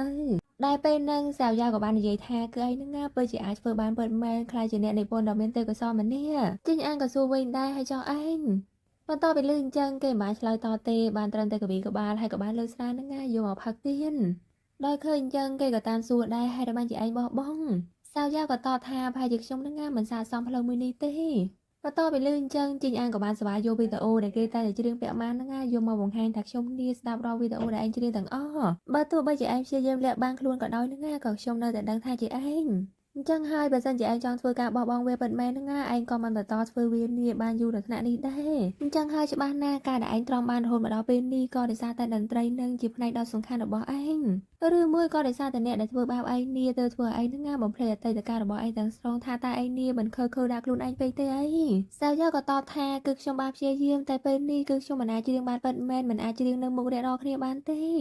ព្រោះថាដរាបណាខ្ញុំឃើញមានមនុស្សច្រើនហ្នឹងវាធ្វើឲ្យខ្ញុំនេះមានអារម្មណ៍ថាមិនស្រួលខ្លួនបន្ទាប់ពីលឺអញ្ចឹងជីងអានក៏បាននិយាយថាឥឡូវហ្នឹងឯងសម្លឹងមើលខ្ញុំអញ្ចឹងហើយចាប់ពីពេលនេះតទៅគឺឯងហ្នឹងមកនៅក្បែរខ្ញុំមកពួកយើងនឹងប្រឈមមុខបញ្ហាជាមួយគ្នាហើយចំពោះរឿងដែលខ្ញុំមិនបានធ្វើឲ្យឯងហ្នឹងគឺខ្ញុំនេះនឹងធ្វើការប៉ះប៉ូវឲ្យឯងម្ដងមួយបន្ទាប់ពីលឺអញ្ចឹងសាវយ៉ាវក៏សួរបញ្ជាក់ដែរថាឯងហ្នឹងជឿជាក់ថាខ្ញុំធ្វើបានមែនជីងអានក៏តបថាគឺឯងនឹងហើយជាមនុស្សតែម្នាក់ដែលបានឆ្លងកាត់បញ្ហាដ៏ល្ងឹតមួយនេះអញ្ចឹងហើយអាភាពល្ងឹតមួយនេះមិនអាចលេបទៅបាក់ឯងបានទេហើយនៅក្នុងចិត្តរបស់ខ្ញុំហ្នឹងគឺតែតែគិតថាឯងនេះគឺជាមនុស្សដែលក្លាហានបំផុតបន្ទាប់ពីលើគេនិយាយអញ្ចឹងសាវយ៉ាវហ្នឹងក៏បានសប្បាយយកស្រានេះមកចាក់ផឹកដោយឃើញអញ្ចឹងជីងអាននេះក៏យកមកផឹកដែរទៅកំដរគ្នាសាវយ៉ាវក៏បានបន្ថែមបើសិនជាឯងនិយាយថាខ្ញុំអាចធ្វើបានហ្នឹងគឺខ្ញុំនេះនឹងសាកល្បងជឿជាក់ខ្លួនឯងម្ដងទៀតបន្ទាប់ពីលើអញ្ចឹងជីងអានក៏សប្បាយចិត្តឲ្យពួកគេនេះក៏បានធ្វើការលើកស្រាជាគ្នាបន្តិចទៅហើយកំឡុងពេលហ្នឹងក៏ធ្វើឲ្យពួកគេហ្នឹងសម័យនៅគិតទៅដល់ពេលវេលាកន្លងមកកាលពីពួកគេនៅក្មេងគឺពួកគេទាំងពីរនាក់ហ្នឹងតែងតែមកលេងជាមួយគ្នាហើយបន្ទាប់ពីនៅកើតទៅដល់ពេលវេលាកាលពីក្មេងហើយហ្នឹងពួកគេនេះក៏នាំគ្នាសើញបន្តិចក្រោយមកឃើញថាម្នាក់ហ្នឹងស្វឹងដល់កហើយឃើញថាពួកគេនេះក៏បានគេនៅលើអិនហ្នឹងហ្មងទៅដែលពេលហ្នឹងក៏ឃើញថាជីងអាហ្នឹងក៏ភ្ញាក់ហើយក៏បានបែរខ្លួននេះមករួចសាវយ៉ាវហើយនៅពេលដែលបើកភ្នែកទៅឃើញថាសាវយ៉ាវកំពុងតែគេហ្នឹងគេក៏បានយកដៃនេះទៅអង្អែលមុខរបស់សាវយ៉ាវហ្នឹងតាំងតែពីថ្ងាសចំមោះមន់ដែលពេលហ្នឹងសាវយ៉ាវក៏ភ្ញាក់ឲ្យគេហ្នឹងចិត្តហ៊ានខ្លាំងមែនទែនក៏បានសវ៉ាទៅថើបជីងអានមុនតែគេថើបបានបន្តិចហ្នឹងក៏ឈប់ដែលឃើញអញ្ចឹងជីងអាននេះក៏ទាញគេយកមកថើបវិ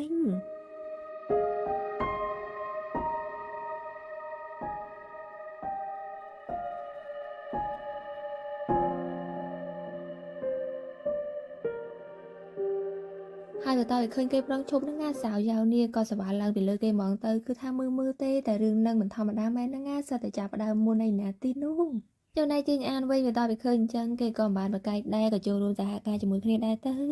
តែមកដល់ថ្ងៃថ្មីបន្តភ្ញាក់ឡើងនឹងណាមិនឃើញសៅយ៉ាវទេមិនដឹងថាគេទៅផ្ទះតាំងកាលតែមុននឹងគេទៅនឹងណាគេក៏មិនភ្លេចធ្វើការលាងអាកែវហើយនឹងរបស់ដែលគេបានញ៉ាំកាលពីល្ងាចនេះទុកដាក់ឡើងស្អាតចំណែកជីងអានក៏បានសប្បាយចូលទៅបន្ទប់ទៅដើម្បីធ្វើការលាងដៃលុបមុខលុបអីអញ្ចឹងណាក៏ចាប់អារម្មណ៍ឃើញថាកោរបស់គេនេះសិតតែស្នាមអញ្ចឹងហើយមានន័យថាសកម្មភាពរបស់អូនគេកាលពីយប់មិញហ្នឹងណាគឺមិនធម្មតាទេគឺខាំបងនេះឡើងចំកអស់ហើយដល់ឃើញអញ្ចឹងគេក៏រៀងអៀនដែរក៏បានសប្បាយទាញអាវនេះមករើដល់ចិត្តទៅតាមមកដល់ក្រុមហ៊ុនគេបានយក CV របស់សាវយ៉ាវហ្នឹងណាមកបង្ហាញដល់កូនចៅរបស់គេនេះឃើញថាម្នាក់ភ្ញាក់ផ្អើលមែនទែនដោយសារតែមេរបស់គេហ្នឹងណាកម្រធ្វើការបង្ហាញអ្នកណាមុនបែបនេះណាចំណែកជីងអានក៏យកវីដេអូរបស់សាវយ៉ាវយកមកមើលហើយមុននឹងគេច្រៀងហ្នឹងណាគេក៏បាននិយាយដែរគឺខ្ញុំនេះតែងតែជាមនុស្សដែលរៀនក្នុងការរស់នៅម្នាក់ឯងហើយពេលវេលាដែលស្រអាប់របស់មនុស្សម្នាក់ហ្នឹងណាគឺតែងតែត្រូវបានឆ្លងកាត់នៅរដូវទាំង4គឺថាមនុស្សម្នាក់អាចភ្លុះរសជាតិសាបប្រៃហើយនឹងអាចស្គាល់ពីសីតុណ្ហភាពរាងកាយបន្ទាប់ពីលើពេលហ្នឹងហើយក៏ធ្វើឲ្យគេសម័យនៅគឺទៅដល់ស្នាមកដែលអូនបានខាំហើយនឹងពេលវេលាដែលពួកគេនេះថើបគ្នាគឺធ្វើឲ្យគេហ្នឹងណាមានអារម្មណ៍ថាមិនស្រួលចិត្តគឺថាមិនទេនៅកំឡុងពេលហ្នឹងតែមកដល់ថ្ងៃថ្មីឲ្យឃើញថាសាវយ៉ាវនេះក៏មករកជីងអាននៅក្នុងបន្ទប់ធ្វើភ្លេងចំណែកគេវិញក៏ឃើញអូនហ្នឹងណាគឺឡើងអៀនតែម្ដងដោយសារតែអារម្មណ៍របស់គេនេះនៅតែនៅគិតអំពីរឿងកាលពីយប់មុនតែគេក៏ព្យាយាមសួរនាំអំពីរឿងការងារហ្មងទៅថាបទចម្រៀងដែលខ្ញុំឲ្យឯងរើសពីម្សិលមិញហ្នឹងណាមានអាមួយណាដែលពេញចិត្តអត់សាវយ៉ាវក៏តបថាខ្ញុំចង់ច្រៀងបទចម្រៀងរបស់ខ្ញុំហើយក៏មិនមែនបទរបស់ឯងមិនល្អដែរគឺខ្ញុំគ្រាន់តែភ័យខ្លាចថាអ្នកដទៃហ្នឹងណាអាចយល់ច្រឡំអំពីទំនាក់ទំនងរបស់ពួកយើងប៉ុណ្ណោះបន្ទាប់ពីលឺអញ្ចឹងគេក៏រៀងភ័យហើយក៏តដែរខ្ញុំយល់អញ្ចឹងហើយធ្វើទៅតាមឯងគិតចោតែសាវយ៉ាវក៏រអ៊ូថាឯងមិនយល់អីទាំងអស់ដោយលឺអញ្ចឹងជីងអានហ្នឹងណាក៏សវ៉ាសួរតែគេបដិសេធមិនឆ្លើយទេប្រងចាចាញ់ហ្នឹងណាជីងអាននេះក៏ចាប់ដៃគេចំគឺខ្ញុំបានរៀបចំបាក់ភ្លេងមួយសម្រាប់ឯងហើយក៏មានកន្លែងខ្លះកែប្រែហ្នឹងណាអញ្ចឹងហើយឡើយនេះស្ដាប់សិនទៅបន្ទាប់ពីលឺគេនិយាយអញ្ចឹងគេក៏ព្រមនៅស្ដាប់ហើយបន្ទាប់ពីស្ដាប់បានបន្តិចហ្នឹងណាគេក៏និយាយហ្មងគឺខ្ញុំមានអារម្មណ៍ខុសគ្នាដោយសារតែពីមុនហ្នឹងណាមេឡូឌីមានអារម្មណ៍ថាវារៀងសែនប៉ុន្តែពេលនេះបន្ទាប់ពីកែហើយហ្នឹងណាស្ដាប់ទៅមានអារម្មណ៍ថារៀងមានពលឺភ្លឺថ្លាជាងមុនជីងអានក៏តថាកាប់ពិតទៅបទចម្រៀងនេះមានមូលដ្ឋានល្អណាស់អញ្ចឹងហើយឡើយហ្នឹងណាពួកយើងទាំងពីរអ្នកនេះធ្វើវាឲ្យល្អជាមួយគ្នាទៅសាវយ៉ាវក៏យល់ព្រមហើយបន្ទាប់មកពួកគេហ្នឹងណាក៏បន្តអង្គុយគិតដែរថាគួរធ្វើការកែប្រែកន្លែងណាខ្លះទៀតបន្ទាប់ពីធ្វើការជជែកគ្នាហើយនឹងគិតចុះគិតឡើងហ្នឹងណាក៏ឃើញថាជីងអាននេះចាប់អារម្មណ៍ថាគេមានចំណុចមួយត្រូវកែប្រែរួចគេក៏បានសវ៉ាចាប់មកហ្នឹងណាធ្វើការកែប្រែភ្លាមៗគេឲ្យចាប់ផ្លឹកថាគេកំពុងតែកាន់ដៃសាវយ៉ាវទេតែបន្ទាប់ពីគេដឹងខ្លួនហ្នឹងណាគេក៏សវ៉ាកលេចទៅមើលសាវយ៉ាវនេះក៏កលេចមើលដូចគ្នាដល់ពេលត្រូវបានភ្នែកប៉ះភ្នែកហើយនឹងគៀកគ្នាបែបហ្នឹងណាក៏ធ្វើឲ្យជីងអាននេះសម័យនៅកើតទៅដល់ពេលវេលាដែលពួកគេបានថើបគ្នាកាលពីយប់មុនគឺគេឡើងភ័យខ្លាចទៅបារម្ភមិនបានឬក៏មិនទេក៏សវ៉ាងើបចេញរួចគេក៏បានឆ្លៀតនិយាយបង្វែរទៅកុំឲ្យស្ថានភាពតានតឹងពេកហ្នឹងណាក៏សួរដែរមិនសូវមិញឯងចាក់ចេញមកប្រហែល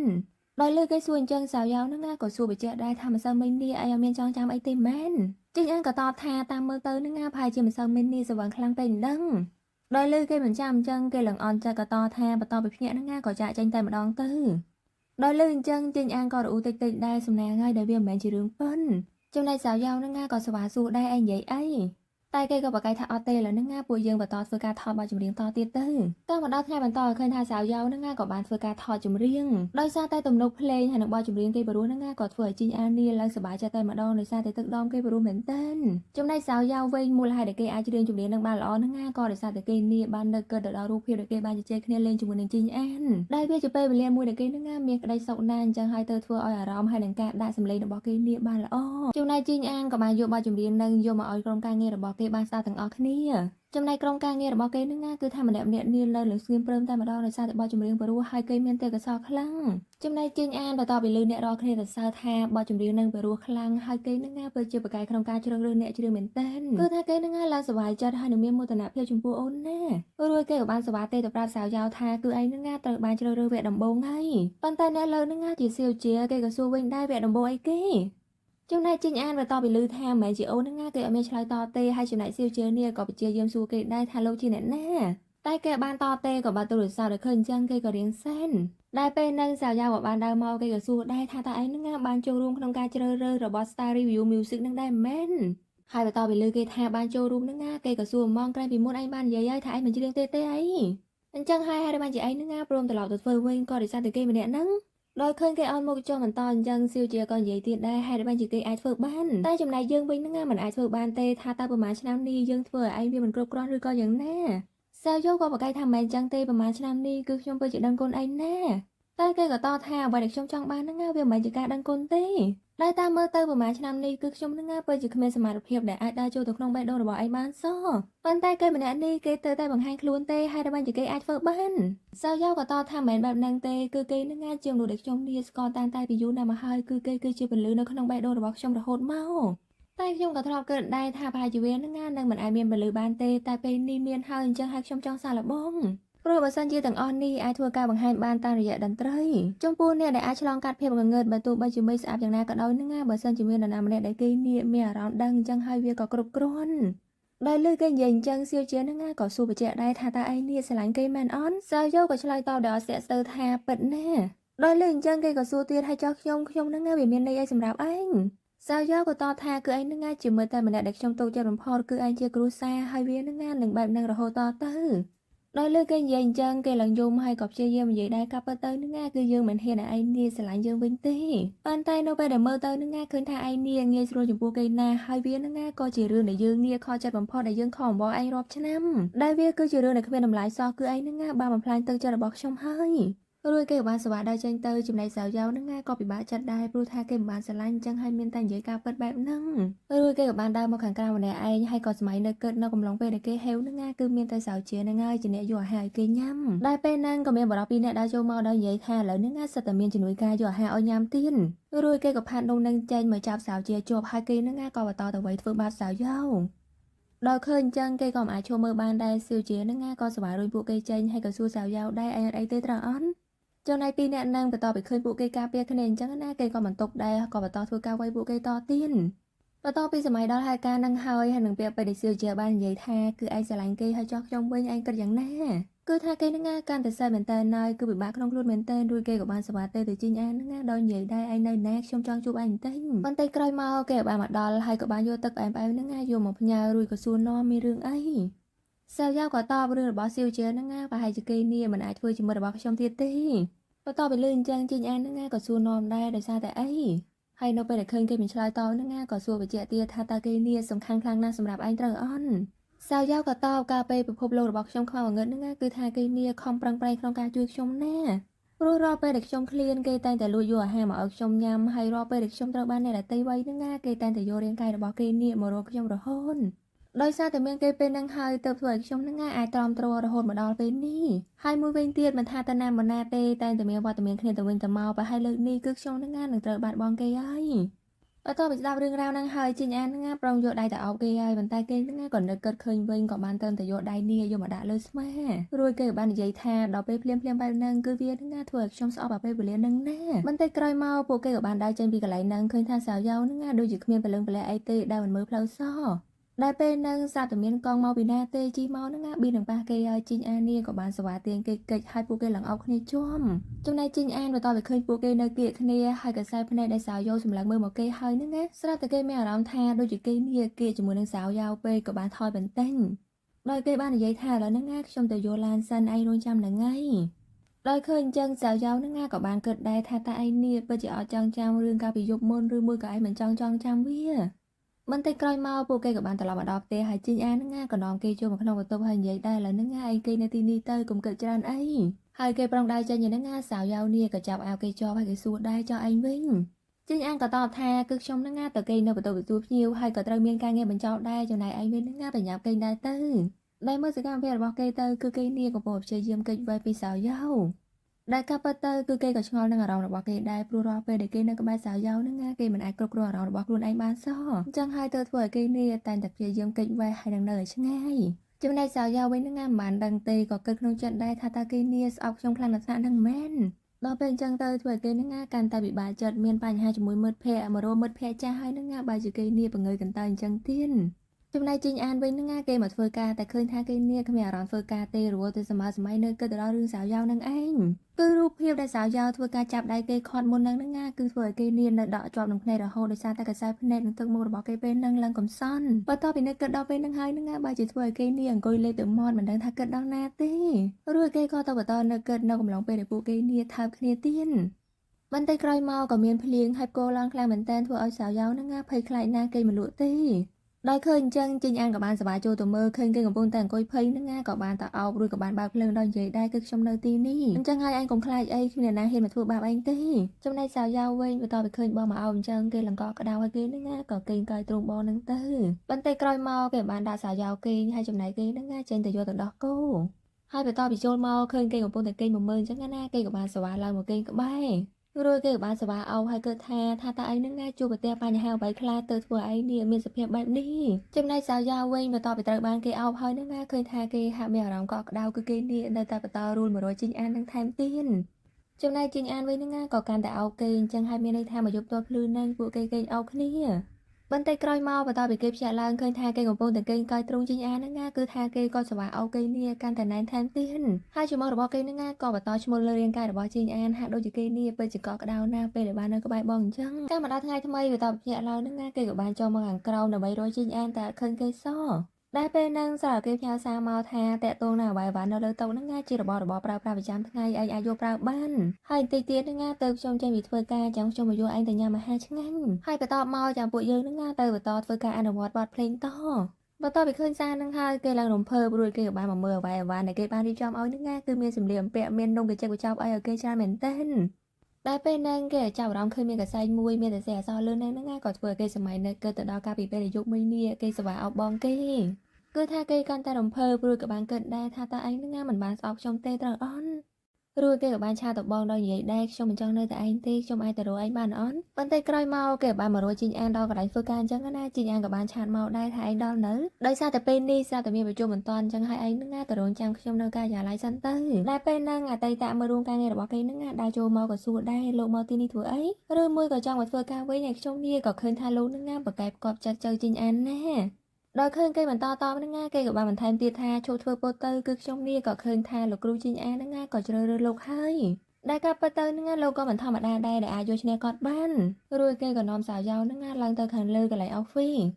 ីងាកមកខាងជីងអានវិញបន្តពីចប់ពីប្រជុំភ្លាមហ្នឹងក៏សវ៉ាតាក់ទងទៅអូនដែរទោះបីជាក្រុមការងារហៅគេទៅញ៉ាំអាហារជាមួយនេះក៏គេបដិសេធប៉ុន្តែនៅពេលតាក់ទងទៅអូនហ្នឹងឃើញថាអូនរបស់គេអត់លើសោះគេឡើងបារម្ភចំណែកសៅយ៉ាវិញហ្នឹងកំពុងត្រូវបានអបែកនីសួរនាំដែរថាហេតុអីបានជាលោកហ្នឹងមិនអាចច្រៀងនៅពេលដែលនៅជាមួយពួកយើងបានឬក៏មិនអាចធ្វើការច្រៀងនៅមុខគណៈកម្មការហើយនឹងទស្សនិកជនម្នាក់ស្រីនឹងក៏តបថាគេមិនអាចច្រៀងឲ្យពួកយើងស្ដាប់ហ្នឹងប្រហែលជាគេនេះច្រៀងឲ្យលោកគ្រូចូលស្ដាប់រួចហើយអបែកហ្នឹងក៏និយាយទៀតថាអាការច្រៀងហ្នឹងវាមានផលចំណេញអីដែលតាមមើលទៅជំងឺថប់បារម្ភរបស់លោកហ្នឹងប្រហែលជាអាស្រ័យអ្នកដែលនៅក្បែរលោកហ្នឹងឯងបន្ទាប់ពីលើគេថាឲ្យអញ្ចឹងសៅយ៉ូហ្នឹងបានត្រឹមតែតូបនេះគេមិនបានតបអីទៅវិញទេហើយបន្ទាប់ពីនាំគេមកដល់កន្លែងធ្វើការហើយហ្នឹងក៏និយាយដែរចាប់ពីពេលនេះតទៅគឺខ្ញុំនឹងពឹងពាក់លោកហើយរួចគេក៏បានប្រមូលឯកសារតាក់ទងនឹងបុណ្យតន្ត្រីកាលពីឆ្នាំមុនហ្នឹងយកមកឲ្យគេធ្វើដោយឃើញអញ្ចឹងសៅយ៉ៅហ្នឹងប្រងដើរចែកញ៉ាយតែគេនៅតែទាញមកអង្គុយវិញដោយនិយាយដែរលោកអាចរៀបចំបានត្រូវអត់សៅយ៉ៅក៏សួរដែរហេតុបានជាខ្ញុំធ្វើអាប៉ែហ្នឹងក៏តថាគឺលោកហ្នឹងក៏មានគូវិជាច្រើនដែរឆ្នាំនេះអញ្ចឹងហើយមើលឯកសារអស់ហ្នឹងទៅតាក់ទងនឹងប្រភេទបទចម្រៀងនៅបានច្រើនដែលវាគឺជាអ្វីដែលខ្ញុំហ្នឹងកំពុងតែជួយលោកហ្នឹងហើយអញ្ចឹងហើយកុំរំលកូនដឹងអត់ដោយលើគេនិយាយអញ្ចឹងសៅយ៉ូហ្នឹងក៏អរគុណគេហើយក៏បន្តធ្វើទៅនិយាយថាធ្វើតាមបង្ខំចិនដែលពេលហ្នឹងជីងអាហ្នឹងក៏បានដើរចូលមកបន្តពីឃើញគេកំពុងតែអង្គុយធ្វើការអញ្ចឹងក៏សវ៉ាហៅគេឡើងចេញពីកន្លែងហ្នឹងរួចក៏ស្រែកសួរអ្នកนั้นហ្មងថាមានរឿងអីចំណែកជាប៉ែ HR ហ្នឹងបន្តពីឃើញសៅយ៉ាវនេះក៏សវ៉ាសួរដែរហេតុបានជាលោកនៅទីនេះក្រែងលោកលេឈប់ឲ្យមិនអញ្ចឹងអីជីងអានក៏តថាអ្វីដែលខ្ញុំចង់សួរហ្នឹងហេតុបានជាភ្ញៀវដែលខ្ញុំអញ្ជើញមកនេះត្រូវមកធ្វើការនៅទីនេះតែជាប៉ែ HR ហ្នឹងក៏តដែរខ្ញុំអត់ដឹងតែជីងអានហ្នឹងអត់អស់ចិត្តទេបន្តពីឃើញឯកសារហ្នឹងហើយក៏សួរដែរអ្នកណាទទួលខុសត្រូវរឿងនេះបន្ទាប់ពីលឺអញ្ចឹងពួកគេ3 4នាក់ហ្នឹងឡើងស្ងាត់ជ្រាបមកអត់ហ៊ានឆ្លើយតបទេដោយឃើញអញ្ចឹងជីងអានក៏ថាដែរចង់ឲ្យខ្ញុំសួរម្ដងទៀតមែនដោយលឺអញ្ចឹងអាប៉ែហ្នឹងក៏សវ៉ាឡើងឈរដោយនិយាយដែរគឺខ្ញុំហ្នឹងក៏មិនដឹងថាគាត់នេះជាភ្ញៀវរបស់លោកតែជីងអាហ្នឹងមានស្ដាប់ហេតុផលច្រើនទេក៏ប្រាប់ HR ហ្នឹងឲ្យដកគេចេញហ្មងចំណែក HR ក៏ព្យាយាមជួយនិយាយដែរថាគេមិនដែលបង្កបញ្ហាតែជីងអាហ្នឹងនៅតែនិយាយថាត្រូវតែដកគេចេញថ្ងៃនេះដោយលឺអញ្ចឹងសៅយ៉ាវហ្នឹងប្រងជួយនិយាយឲ្យតែបងរបស់គេបានស្ដាប់ទេក៏សវ៉ានាំអូនចេញពីហ្នឹងទៅអញ្ចឹងបានគេថានៅសុកហ្នឹងមិនចង់ទេមករករឿងគេឥឡូវនេះត្រូវបានមេដកចេញដូចស្ពៃចំណែកពីអ្នកនេះបន្តពីទាញអូនដែរចេញពីកន្លែងហ្នឹងមិនប្រញាប់ហ្នឹងអ៊ីណាម៉ៃនេះមិនដឹងចេញមកពីណាទេប៊ីនឹងបុកគេហើយតែជីងអាហ្នឹងក៏បានសវ៉ាទាញអូនទៅមកខាងហើយដៃរបស់គេនេះមកទ្រក្បាលអូនដែរខ្លាចថាប៉ះចិញ្ចឹងគឺថាក្តីបារម្ភរបស់គេហ្នឹងឡើងអូតូតែម្ដងបន្តពីឃើញអញ្ចឹងអូនរបស់គេនេះក៏រំភើបចំណែកជីងអាហ្នឹងនៅតែបន្តដែរថយពីអូនរហូតមិនដឹងជាគេគិតអីទេ ដោយឃើញអញ្ចឹងសៅយ៉ៅនឹងក៏អន់ចិត្តក៏បានដើរចេញដែរទៅបន្តិចក្រោយមកពួកគេក៏បានញ៉ាំអីនៅហាងកាហ្វេចំណែកសៅយ៉ៅនឹងក៏សុំទោសគេដែរដែលមុននឹងបង្កបញ្ហាជាងអានក៏តថាឯងបានខុសទេគឺខ្ញុំនេះមិនចង់ឲ្យក្រុមការងារនៅក្រុមហ៊ុននឹងត្រូវបានគេធ្វើបាបបែបនេះបើទោះបីជាមិនជាឯងក៏ដោយនឹងក៏ខ្ញុំនៅតែធ្វើអញ្ចឹងហើយបើសិនជាឯងទៀតគឺខ្ញុំនេះកាន់តែងាយស្រួលក្នុងការសម្រេចចិត្តលឿនព្រោះតាមដែលខ្ញុំស្គាល់ឯងនឹងគឺឯងក៏មិនមែនជាមនុស្សដែលចូលចិត្តញុះញង់អ្នកដទៃឯងដែរសៅយ៉ៅក៏តថាបើសិនជាថ្ងៃនេះខ្ញុំបានមកនឹងក៏គេក៏មិនត្រូវបានរីសាអញ្ចឹងដែរដោយឃើញគេនៅតែខ្វល់ខ្វាយអញ្ចឹងជីងអានក៏និយាយដែរគឺឯងនឹងមិនបាច់អាណិតអាសូរដល់អ្នកដែលធ្វើបាបឯងអញ្ចឹងទេហើយការដែលបញ្ហានេះកើតឡើងដោយសារតែគេនឹងជាអ្នកបង្កដោយខ្លួនឯង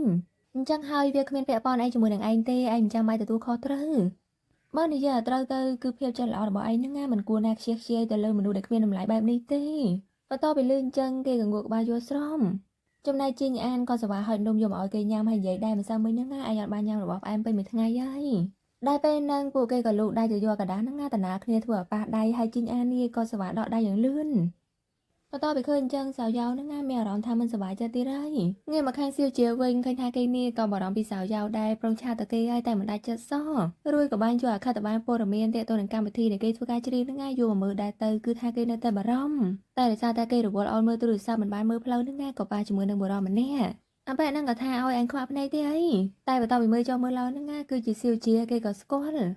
ចំណែកសៀវជាវិញនឹងអត់ចង់មានរឿងទេប្រងចាក់ចែងឲ្យតែពួកគេអត់ព្រមដោយពួកគេនិយាយថាឥឡូវហ្នឹងបានខ្លាចជាអ្នកអ៊ីនធឺណិតល្បីហើយមិនស្គាល់ពួកយើងទេហើយពួកយើងជាមិត្តរួមថ្នាក់របស់ឯងណាហើយចំណែកដៃគូកោថ្លង់របស់ឯងសៅយ៉ៅហ្នឹងគេនៅណ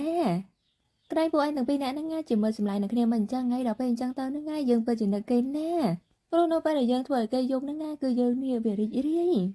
ដោយលើគេឌៀមដាមឲ្យសៅយ៉ៅអញ្ចឹងសៀវជាហ្នឹងក៏ស្រែកដែរថាឯងមិត្តមន់តែប៉ែនហ្នឹងក៏យកដៃទះមកឲ្យនិយាយដែរនៅតែការពារគេដដែលថាតើពួកឯងទាំងពីរនាក់ហ្នឹងបានគេជាមួយគ្នាហើយមែនបន្ទាប់ពីលឺអញ្ចឹងសៀវជាហ្នឹងខឹងណាស់ក៏រុញគេចេញឲ្យនិយាយដែរឯងបាត់មន់តែគេមិនឈប់ទេនៅតែនិយាយទៀតកាលពីពេលហ្នឹងគឺឯងហ្នឹងប្រៀបដូចជាឆ្កែដែលនៅក្បែរគេអញ្ចឹងឯងដឹងខ្លួនអត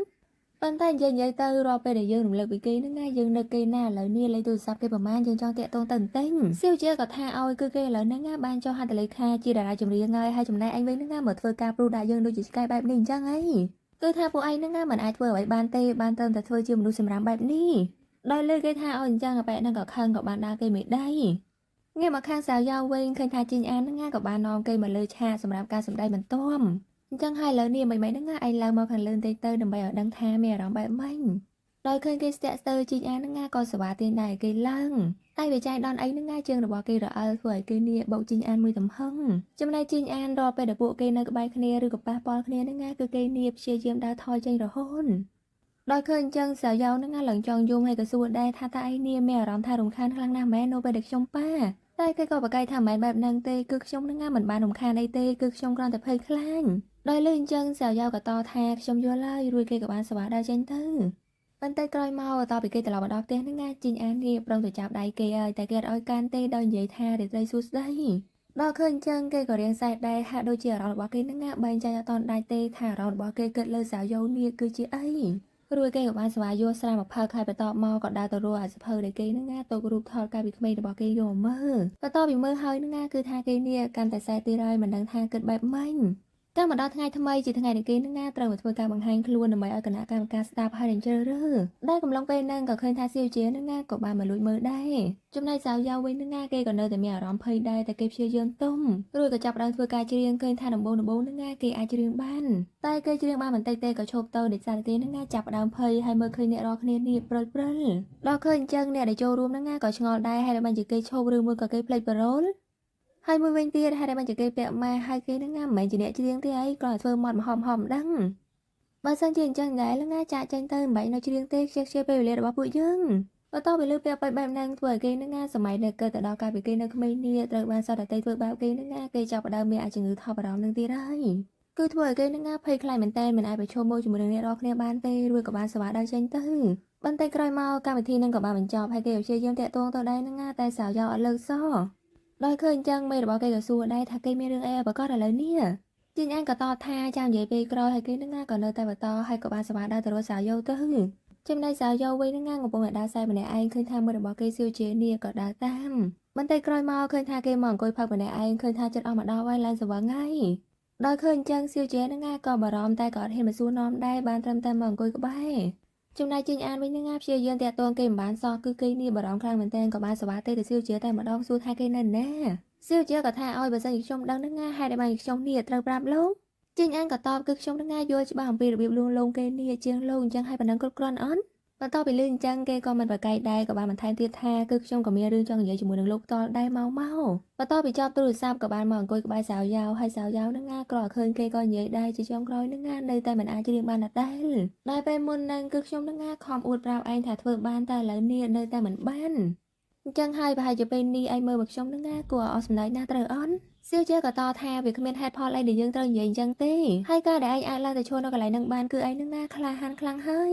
យតែគេកាន់តែយំហើយតថាវាជារឿងដែលអ្នកដទៃក៏អាចធ្វើបានហើយចំណែកខ្ញុំវិញនឹងខិតខំប្រឹងប្រែងខ្លាំងណាស់តែធ្វើបានតែប៉ុណ្ណឹងអញ្ចឹងហើយមនុស្សដូចខ្ញុំនឹងនៅតែធ្វើការបញ្ឆោតខ្លួនឯងថាខ្លួនឯងនេះនឹងអាចខ្លាចជាពលិចែងចាំងសម្រាប់អ្នកដទៃទៀតដល់លឺអញ្ចឹងសៀវជាកាន់តែណាត់ហើយក៏និយាយដែរឯងជួខ្វល់ខ្វាយពីពាក្យពេចន៍របស់ពួកគេនឹងទៀតទ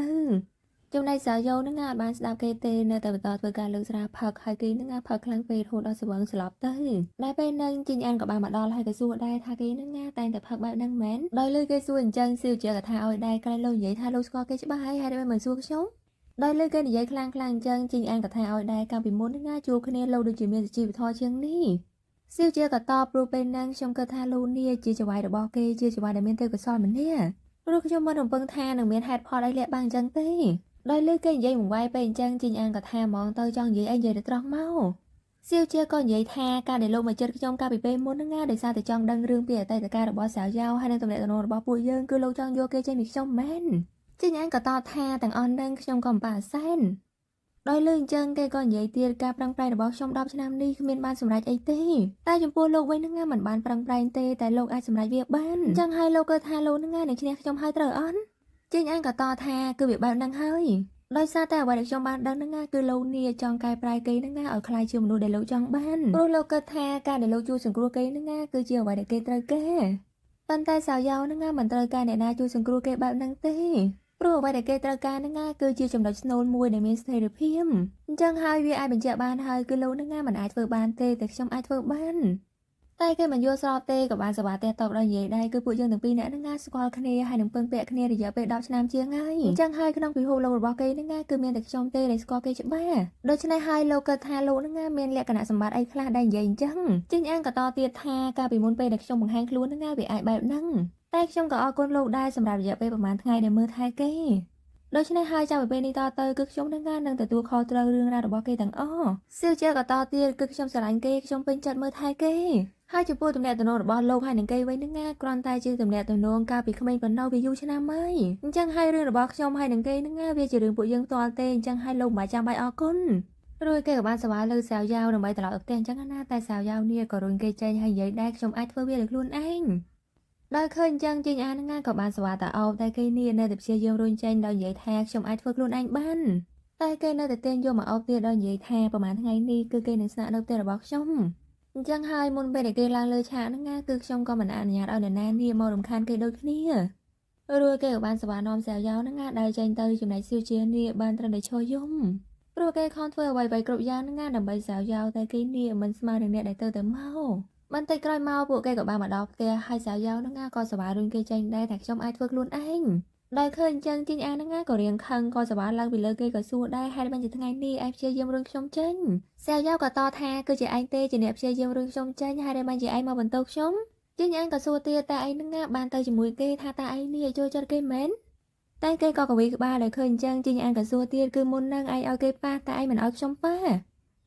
ហើយនៅពេលដែលឮគេនិយាយថាវាខុសគ្នាហ្នឹងគេក៏សវ៉ាទៅចាប់មុខហើយក៏សួរដែរឥឡូវនឹងនិយាយមកវាខុសគ្នាមិនសាវយ៉ាវក៏តថាដោយសារតែនៅពេលដែលឯងនៅចំពោះមុខខ្ញុំហ្នឹងគឺធ្វើឲ្យខ្ញុំនេះចង់ធ្វើអ្វីដែលខ្ញុំចង់ធ្វើ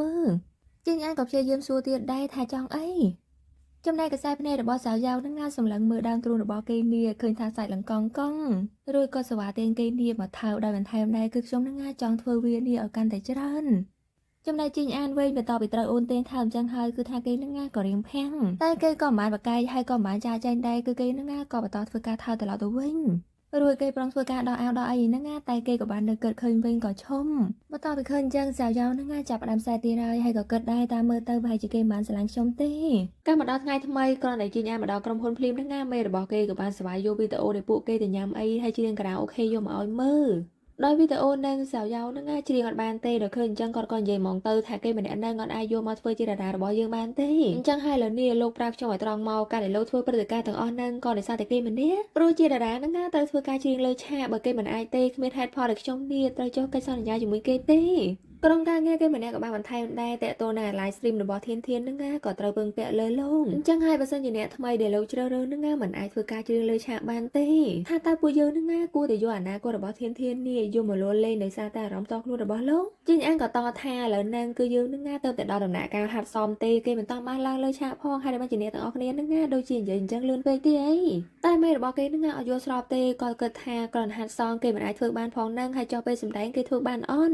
់ហើយតើតើនឹងម៉ាស់នឹងថាគេនឹងប្រងធ្វើការពេលរហូតឬក៏មិនហើយមួយវិញទៀតគឺវានឹងគឺជាការបង្កប់មន្ត្រីតូរបស់ធានធានហើយចុះបើសិនជាគេបង្កឲ្យមានបញ្ហាគឺវានេះនឹងអាចប៉ះពាល់ដល់ក្រុមហ៊ុនយើងអីខ្លះតែម្ចាស់ខ្លួនគេធានធាននឹងក៏តបដែរថាខ្ញុំគ្មានបញ្ហាទេគឺខ្ញុំនឹងជឿជាក់ទៅលើលោកគ្រូជោបន្តទៅលើអញ្ចឹងជីងអានឹងក៏ញញឹមហើយក៏លើកស្រាជាជាមួយគេបន្តិចទៅអរគុណសម្រាប់ការទុកចិនធានធានក៏បានបន្ថែមដែរគឺវានឹងគ្រាន់តែជាការហាត់សមទេអញ្ចឹងហើយអ្នកណាក៏ភ័យខ្លាចដូច្នេះហើយទុកពេលគេនឹងហាត់សមទៅគេនឹងលេងអីហើយតែគាត់នៅតែបន្តចិត្តឲ្យធ្វើការបញ្ជាក់ទៅជីងអានដែរថាឡើយនឹងលោកអាចហ៊ានធ្វើការតនីអត់ថានៅពេលដែលគេឡើងលើឆាហើយគ្មានបញ្ហានឹងកើតឡើងហើយចុះបើសិនជាមានបញ្ហាកើតឡើងថាតើលោកនឹងអាចទទួលខុសត្រូវបានអត់ជីងអានក៏តបថាគឺខ្ញុំនឹងមិនអាចទទួលខុសត្រូវនៅរឿងដែលមិនបានកើតឡើងចឹងទេចំណែកធានធាននឹងក៏ព្យាយាមលួងលោមដែរថាលោកនេះកុំតាន់ខឹងអីរងចាំរហូតដល់ហេតុការណ៍នឹងកើតឡើងសិនទៅបន្តពីលើអញ្ចឹងគាត់នឹងឡើងខ្នាញ់ពីអ្នកគេនឹងហ្មងក៏សប្បាយដែរចេញទៅហើយបន្តពីគេចេញទៅបាននឹងធានធានក៏និយាយដែរខ្ញុំជួយលោកបានតែប៉ុណ្ណឹងព្រោះខ្ញុំមិនមែនជាគណៈកម្មការតែម្នាក់ទេបើគេមិនអាចច្រៀងបាននឹងខ្ញុំក៏មិនអាចជួយគេបានដែរជីងអានក៏តបថាខ្ញុំដឹងដោយឃើញថាអាការៈរបស់គេដូចជាមិនសូវនឹងនួននឹងធានធានក៏សួរហ្មងថាមានរឿងអីខ្ញុំមានអារម្មណ៍ថាលោកដូចជាមិនសូវស្រួលតែគេក៏ប្រកែកថាអត់ទេតែធានធាននឹងសួរបញ្ជាក់ទៀតឬមួយក៏ដោយសារតែសង្សាររបស់លោកមានបញ្ហាអញ្ចឹងទៅធ្វើឲ្យលោកមានអារម្មណ៍ថាខុសបើតោះវាលឺអញ្ចឹងគឺលោកភ្ញាក់ផ្អើលឲ្យធានធាននឹងក៏សួរបញ្ជាក់ហ្មងក្រែងអ្នកទាំងពីរតាក់ទងគ្នាអីតែគេក៏ប្រកែកថាអត់ទេតែថាធានធាននឹងមើលដឹងក៏និយាយហ្មងទៅថាមិនយូរមិនឆាប់ទេហើយបន្តទៅលើគេសួរថាហេតុអីវិជ្ជានាងក៏អញ្ចឹងនឹងធានធានក៏តបមកដោយសារតែកំឡុងពេលដែលលោកសម្លឹងមើលគេនេះកាយផ្នែករបស់លោកនឹងឡើងសទន់ហើយឡើងមានចំណងតែម្ដងបន្តទៅលើគេនិយាយអញ្ចឹងជីងអានឹងក៏រៀងភ្ញាក់ខ្លួនដែរព្រោះគេដឹងខ្លួនឯងសោះហើយបន្តពីធានធានចេញទៅបាននឹងគេក៏បន្តអង្គុយម្នាក់ឯងហើយសម័យនៅកើទៅដល់ពេលវេលាដែលគេបានថើគ្នាជាមួយនឹងសាវយ៉ាវនឹងក៏ធ្វើឲ្យគេនេះចាប់ផ្ដើមមានអារម្មណ៍ទៀតហើយដែលការពិតទៅនឹងគេស្រឡាញ់សាវយ៉ាវហើយតែគេនេះនៅតែមិនតាន់ដឹងខ្លួន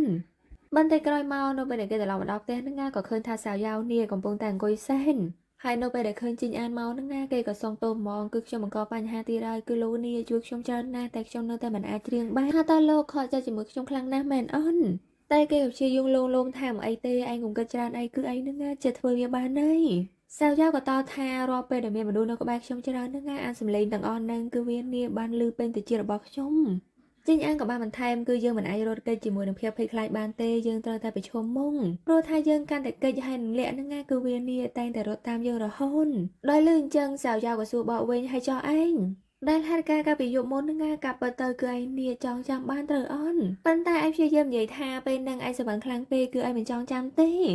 ប៉ុន្តែពេលនេះខ្ញុំចង់ប្រាប់ឯងថាគឺខ្ញុំចូលចិត្តឯងមិនមែនចូលចិត្តបែបជាមិត្តភក្តិឬក៏ជាអ្នកជិតខាងឬមួយក៏ជាបងប្រុសអីទេគឺការចូលចិត្តរបស់ខ្ញុំចំពោះឯងនឹងគឺវាគឺជាក្តីស្រឡាញ់ដែលអារម្មណ៍បែបហ្នឹងគឺខ្ញុំមានចំពោះឯងនឹងតាំងតែពីយូរណាស់មកហើយចុះឯងវិញឯងចូលចិត្តខ្ញុំអន់បន្តទៅលើគេប្រាប់ត្រង់អញ្ចឹងជីងអានឹងក៏រៀងសាក់ស្ទើរហើយក៏តវិញដែរគឺខ្ញុំពិតជាមិនដឹងដោយលឺអញ្ចឹងគេក៏សប្បាយចាក់ចេញតែជីងអានឹងចាប់ដៃជាប់ហើយក៏សួរដែរឯងប្រងតណាសាវយ៉ាវក៏តបថាទៅកន្លែងណាក៏បានដែរកុំឲ្យតែឃើញឯងរាល់ថ្ងៃព្រោះខ្ញុំពិតជាមិនអាចធ្វើពោលថាគ្មានរឿងអ្វីកើតឡើងបានទេព្រោះខ្ញុំមិនអាចទទួលយកបានអាកប្បកិរិយាមិនអើពើរវាយបែបហ្នឹងបានទេហើយមួយវិញទៀតហ្នឹងតារាបណាដែលឯងនៅក្បែរខ្ញុំគឺខ្ញុំនេះមិនអាចគ្រប់គ្រងអារម្មណ៍ខ្លួនឯងបានទេដែលតាមមើលទៅប្រហែលជាឯងអាចធ្វើបានតែខ្ញុំមិនអាចធ្វើបានរួចគេក៏បានស្វាដោះដៃចេញពីជីងអានហើយក៏ចាក់ចេញទៅដោយឃើញអញ្ចឹងជីងអានហ្នឹងបានត្រូវឲ្យឈរសម្លឹងមើលគេនេះទាំងសែនងាកមកខាងសាវយ៉ាវឃើញថាគេហ្នឹងក៏មកជួបជាមួយនឹងសៀវជាហើយក៏ប្រាប់ដែរគឺខ្ញុំបានធ្វើការសារភាពទៅគេហើយតែគេមិនបានតបតអីទេហើយខ្ញុំហ្នឹងខំគិតថាប្រហែលជាគេចូលចិត្តខ្ញុំដែរតែវាមិនមែនបែបហ្នឹងថាតើខ្ញុំនឹងបានធ្វើអីខុសមែនសៀវជាក៏តដែរការឆ្លៃមនុស្សម្នាក់ហ្នឹងគ្រាន់តែចង់ឲ្យគេដឹងនេះវាមិនមែនជារឿងខុសទេ sao nhau còn vậy tiền cứ kê nữa nga ban phơi rương cho na sầm đạp trong tay trong ni nơi từ trong ban tràn bị kê tia thạc trong nữa nga tham ai dùng bệt ón siêu chơi có tọt hà cà phê tới nữa nga ca sài nung nè việc có thừa dư nè canแต่ลงchiên muôn chiên mà nuôi ti ban tay nó bên ai nơi cái bài trong nữa nga ai mình đam mê nạp theo lộn bạn năng ti sao nhau còn vậy tia ta mơ tới nữa nga ba chỉ khi mình trong chuột trong tia tê mơ tới siêu chơiกับchiên luôn luôn thàแล้วnữa ngaตกไปก่อนแต่ตื้อanh vậy ban tha phải chỉ kia nữa nga mình toàn vô mình toàn đăng tiền rồi bỏ luôn kia chứ ba bên tay coi mòขึ้นทาkia nữa nga còn bạn đau mà đọcแต่ปูkia thọ luôn nơi cao bị khăm hình hai kia cóสมัยnơi cơ rồi cam theo chính án nữa nga tay đẹp chơi dương đau kia hai đẹp chơi dương để sao cùng liền bị kia rồi hôn ye luôn tư aiแต่ปูkia ba bò kia rồi còn cái bài kia bị nữa nga cứ kia nia tay đẹp chơi dương đau thôi rồi còn to bịสมัยhai kia nơi tay mà to đau tiền rồi hôn đau cái lạnh caoจะได้đểปูkia nia bàn phơi ca chơi lên choมือkia cao bị khăm hình hai nè nô sao đi về trang tiền nữa nga đểปูkia nia tayแต่lên haiจะchơi kiaได้เป็นนึงก็เคยทายจริงอันนึงฮะสลัดแต่เกมมาดอกอะไรนึงได้เกยก็สบายส่วนมองให้ได้มันจะไอมาตินนี่จริงอันก็ตอบคือชมรัวไออยากชมนึงงากับบานเตยกรุกอะไรได้เนี่ยไอหนังตื้อได้ทายแล้วเนี่ยอยากชมสมตัวพองคือชมนึงงาเหมือนกูนะถูกแบบนังได้ไอตีปันไตคือชมไปจีเหมือนตอนดังคลุนไอจะบาตีคือชมกับปงแต่เมียร้องทายจะโบจะบอลเหมือนเต้นให้ชมกับดังได้ทายไอนึงงาคือจีเหมือนดูปีไซให้สำคัญครั้งหน้าจมพวกชมโดยสร้างแต่ใบดังเฮยเติร์ถวยชมนึงงาเพียเยี่ยมคอร์ดแข็งให้หนังตัวบรอดว่าคลุนไอระหนปันไตเป็นดีชมเลนแหละบางไอตีไรคือชมนึงงาหนังเพียเยี่ยมเฟอร์เวียนเนี่ยเปิดแบบกอดให้เกิดเบียร์จุ๊บบ้าโดยชนะเฮยทาตาไอนึงงาไอรวนจังชมตีเตียนบานอ้อนประตูไปลื่นจังแสวยาวนึงงาก่อมบานต่อยได้จิญญาเนี่ยก่อสบายเอาเกยเพลียมก็ดูเกยกับบางบันทายแท้คือไอนึงงาทรงเรากับใบชมกลมต่อหน้ามาดองตีไอคือชมเปิดเจ้าเหมือนไอตรองหนุเพียบชื่อจับโนไปได้ไอมัดบองมาดองตีตีประตูไปลื่นบองเย็นจังให้สาวยาวนึงงาก่อสบายเอาบองเวนตือแต่ได้บอกเกยเอาว่าโจมเตได้ซาแต่ได้ใครใครการมาดองไงมันต่อเคยทาสาวยาวนึงงาจับดันฝึกการสาดบองชื่อมาซาตีไรให้เกยชื่อน้องประตูได้นกนงนั่งคือเมียนจินแอนให้เราเมียนบุกลักปีแน่ก็เคยทาเกยนึงงาชื่อบานทอมดาเตแต่มันเตะกลอยเมานึงงาก็เคยเมียนบุกลักปีเวเน่ดาวโจเมาจำนายเกยเวงรอแต่เคยมาดูดาวเมาพลิมนึงงาจับดังชุบชื่อแต่มาดองประตูไปเคยจังปุกเกยกับชงอได้มีเรื่องไอให้ได้มันจิชมโดยเคยจังจินแอนโยนจังกับปราปุกเกยนึงงาเอาจังตัวกันกราวซันเตอร์ตัวเกยเยจมูนสาวยาวแต่ปีเนี่ยให้ประตูปุกเกยจังตัวอ้อนนึงงาจินแอนเนี่ยก็สบายโยดได้มากระดาแต่เจียให้ก่อนเยได้ไอคงคล้ายท่าตาไอเนอแต่ไอลือสำเร็จยังไงเนอตามดองเพลจ่าให้หน้าเกจ่าคาปิปุยืนเนอขมิ้นอ้อนท่าตาไอนึงงานเนอแต่ไอจองจำเตอแต่เพียบเนอกระไหลนึงให้นึงคลันเนอกระไหลนึงได้หรือก็อ้อนโดยใช่ให้แล้วนี่ไอเชียเยี่ยมด่ารอมเตอท่าไอนึงงานนึงเตอกระไหลมือนู่แล้วต่อไปลื่นจังเกกับเชียเยี่ยมด่ารอมถวยเกนึงงานสมัยเนอเกิดแต่ดารูเพียบกาปิเป้มูนี่คือเกนึงงานโจจัดมองเกยเนอตามเพลนึงให้เล่นกีตาร์โดยเคยเกสงอบารอมเฮยนึงงาจินอันก่อนใหญ่ทาแล้วนึงงาไอซาอยู่อารอมนึงดามันโจมอกลุนไอให้ประตอบมอนึงงาสะเจียงเวียใจเมาโดยฉะนั้นเฮยอันเตอร์เชียเยี่ยมมันเพลย์กันไหลไหนทลอบเนอให้กับเชียเยี่ยมกงเกิดแทนในหน้ากำปงแต่เมื่อไอหรือกับออนุเต้คือไอเตอร์แต่ดอรอมไอละอ้อประตอบไปบางการเลยเตอร์จัดเฮยนึงงาก็เคยทาจินอันเนี่ยคือไอฝึกการจีดึงบานเปิดแมนโดยจำนวนมันดูมันเนียจิจรันประตอบไปเคยจังจินอันนึงงาก็มีโมตนาเพียบให้จำนวนซิลเจียเด็กเกยเข้ามาลุยมือนี่ก็เกยมีโมตนาเพียบโดยขี้ให้จำนวนเนี่ยในตีนึงเคยทำแบบเนี่ยนึงงาเป็นจัดตึกดอมสำเร็จบอกเกยน่าคือเจียสำเร็จอยู่นิ่งให้กราเกยจะเรียงจอบพลิ้วนึงงาไม่บอกเกยให้นักเทียนเนี่ยแต่เซอร์มองทาไปรูปเปิดแมนบันเตยกรอยเมาประตอบไปจอบการพิธีนึงงาจินอันเนี่ยกับบานสวารถมาเอาโอนให้ใหญ่ได้คือไอเฟอร์บานเปิดแมนไอเฟอร์บานได้จำนวนสาวยาวไว้นึงงาเกยก็หลงเพลิจัดได้เกยมันนึกสมานทาเกยหนังไอเฟอร์บีบานซ้อจินอันกับบ้านมันทำเตี้ยแท้anh đang ọt nôไปได้นอเลยชากับปุ้งแต่ชื่อนึงงาคือไอเนี่ยมือตอนหลังจังเหม็นเต้นรวยเกี่ยวกับบ้านโยได้จากการโมกดอนใหญ่แท้คือชมนึงงาเปิดจิเมนโมตนาเพียวจุปูอันครั้งหน้าให้เกยปรองเตยโอนอยู่มาเท้าเป็นนึงงาแต่กับบ้านลือสำเร็จในนามันเนี่ยเตยยามปีกาบัดเพลิงบัดไอเนี่ยเกยก็ชมรวยกับบ้านเตยโอนนึงงาโยมาเอาจุนูวินเตอร์แต่ประตอไปเอาเฮยนึงงาเกยก่อนใหญ่แท้แล้วนึงงาตาปุยยังเด็ดขึ้นเนี่ยประตูไปลื่นบองยิงจังสาวยาวนึงงารวมเพลเจอคลาเหมือนเต้นให้กระตอดได้โยบรมได้ลื่นจังบอดบอกกินนึงงากอรวมเพลให้กับบานสวาการได้โอนการมาดอทไงทำไมประตูไปจงมาดอขังกรอมเตอเคยบองนึกเตียบายนึงงาเกยก่อนเยอะมือรวยกับบานสวาดาวตรัวบองพลิมจำนายบองเกยเวงกระเคยโอนมาพลิมนึงงาก่อนสวาเลิกโอนอ่อยกุยให้ประตูมอก็ยัวกระไรไม่เกยบานเตรียมเนี่ยโยมาไปจ้องให้ประตูไปเคยโอนไปละมอนึงงาก่อนสวาจูดเอาเยอะวิธีเกยเนี่ยมือไทยโอนดันดอนเหมือนเต้นให้จำนายโอนว่าเกยเวงนึงงาอ่อยแต่บานได้กับใบบอลเฟิร์มมุกเสริมเนี่ยระโหดบอลนึงงาตรอมบานเตงจังให้ก่อนสวาเท้าพลิมเตอ ចំណែកអូនគេវិញហ្នឹងណាក៏មិនបាយបកែកដែរនិយាយពីថាឲ្យតែបានបងថើបអញ្ចឹងដឹងតែសង្ងំព្រឺម៉ៃហើយបន្តពីថើបអូនហើយហ្នឹងណាគេក៏បបួលអូននីទៅមើលកុនតែអូនរបស់គេរៀងឆ្ងល់ព្រោះជាធម្មតាហ្នឹងណាគេទៅមើលកុនពេលថ្ងៃទេហេតុតែបានជាទៅប្រឹងចេញអាងក៏តថានៅពេលដែលយើងទៅបែបនេះទៅហ្នឹងណាគឺគ្មានអ្នកណារំខានពីភពលោករបស់ពួកយើងទេគឺពួកយើងមានតែពីរនាក់ឯងអញ្ចឹងទៅបន្តពីលឺបងនិយាយអញ្ចឹងគេឡើងអៀនហើយបងរបស់គេហ្នឹងណាបន្តពីឃើញអូនអៀននេះបានត្រឹមតែញញឹមហើយគេហ្នឹងណាក៏សប្បាយអបអូនទៅនៅពេលដែលអូនហើយថាយកព្រមតាមមកដល់រោងកុនឃើញថានៅក្នុងបន្ទប់មួយហ្នឹងគឺមានតែពួកគេតែពីរនាក់ពិតមែនហើយចំណែកបងគេហ្នឹងណានិយាយពីថាដើរនេះឡើងជាប់អូនតែម្ដងគ្មានឲ្យឃ្លាតគ្នាទេដល់ឃើញអញ្ចឹងអូនរបស់គេក៏សប្បាយចិត្តហើយនៅពេលដែលអង្គុយហ្នឹងណាដៃនីក៏សប្បាយកេះបងគឺបងគេដឹងហើយក៏សប្បាយកាន់ដៃហ្មងទៅអូនចង់ឲ្យគេកាន់នឹងឯងចំណែកអូនគេហ្នឹងណាក៏ណាស់ដែរផ្អៀងទៅរកបងហើយមករបស់គេហ្នឹងណាបូនប្រំថាបងនេះឡើងលឺសលេងបងគេឡើងភ្ញារួចគេក៏បានសប្បាយបែរមកថើបវិញហ្មងទៅនិយាយពីថាតាំងតែពួកគេសម្រេចចិត្តតាក់ទងគ្នាហ្នឹងណាងាកថើបជួបថើបនិយាយពីថើបដៃថើបអីនេះនិយាយស្អិតល្មួតហ្មងហ្នឹងណ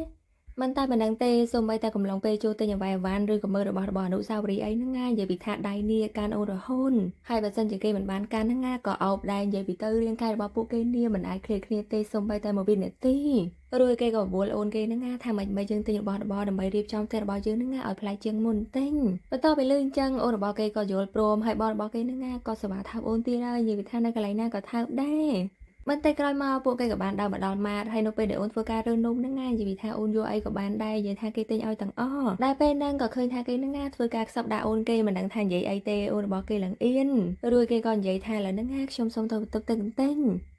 ហើយបន្ទាប់ពីអូនចេញទៅបានហ្នឹងណាក៏យកអវ៉ាន់នេះមកគិតលុយហើយគេហ្នឹងណាក៏ខូចដៃឆ្លៀតលួចទិញស្រោមទុកទៀនតែថាមើលទៅហ្នឹងណាគេខូចក៏មិនធម្មតាដែរយកមកប្រអប់ហើយហ្នឹងណាអត់អស់ចិត្តទេធ្វើការថែមមកប្រអប់ទីខ្លាញ់មិនក្រុមតែពេលហ្នឹងក្រុមការងារក៏បានទេមកឲ្យគេហ្នឹងណាសវ៉ាមើលវីដេអូដែលគេបានផ្ញើក្នុង WeChat នេះគឺវាជារឿងបន្ទាន់ដោយវីដេអូមួយហ្នឹងគេបានយករូបភាពរបស់សាវយ៉ាវដែលមិនពាក់ម៉ាស់នេះយកមកបង្ហាញតែម្ដងថាគេហ្នឹងហើយគឺជាតារាចម្រៀងដែលពាក់ម៉ាស់ហើយក៏មានសាស្ត្រីម្នាក់ដែលមានឈ្មោះថាវងតាឆៅដែលគេមកពីកុមារកំព្រាដូចគ្នាហ្នឹងណាបាននិយាយថាគេនៅទីនោះមិនមែនជាមនុស្សធម្មតាទេ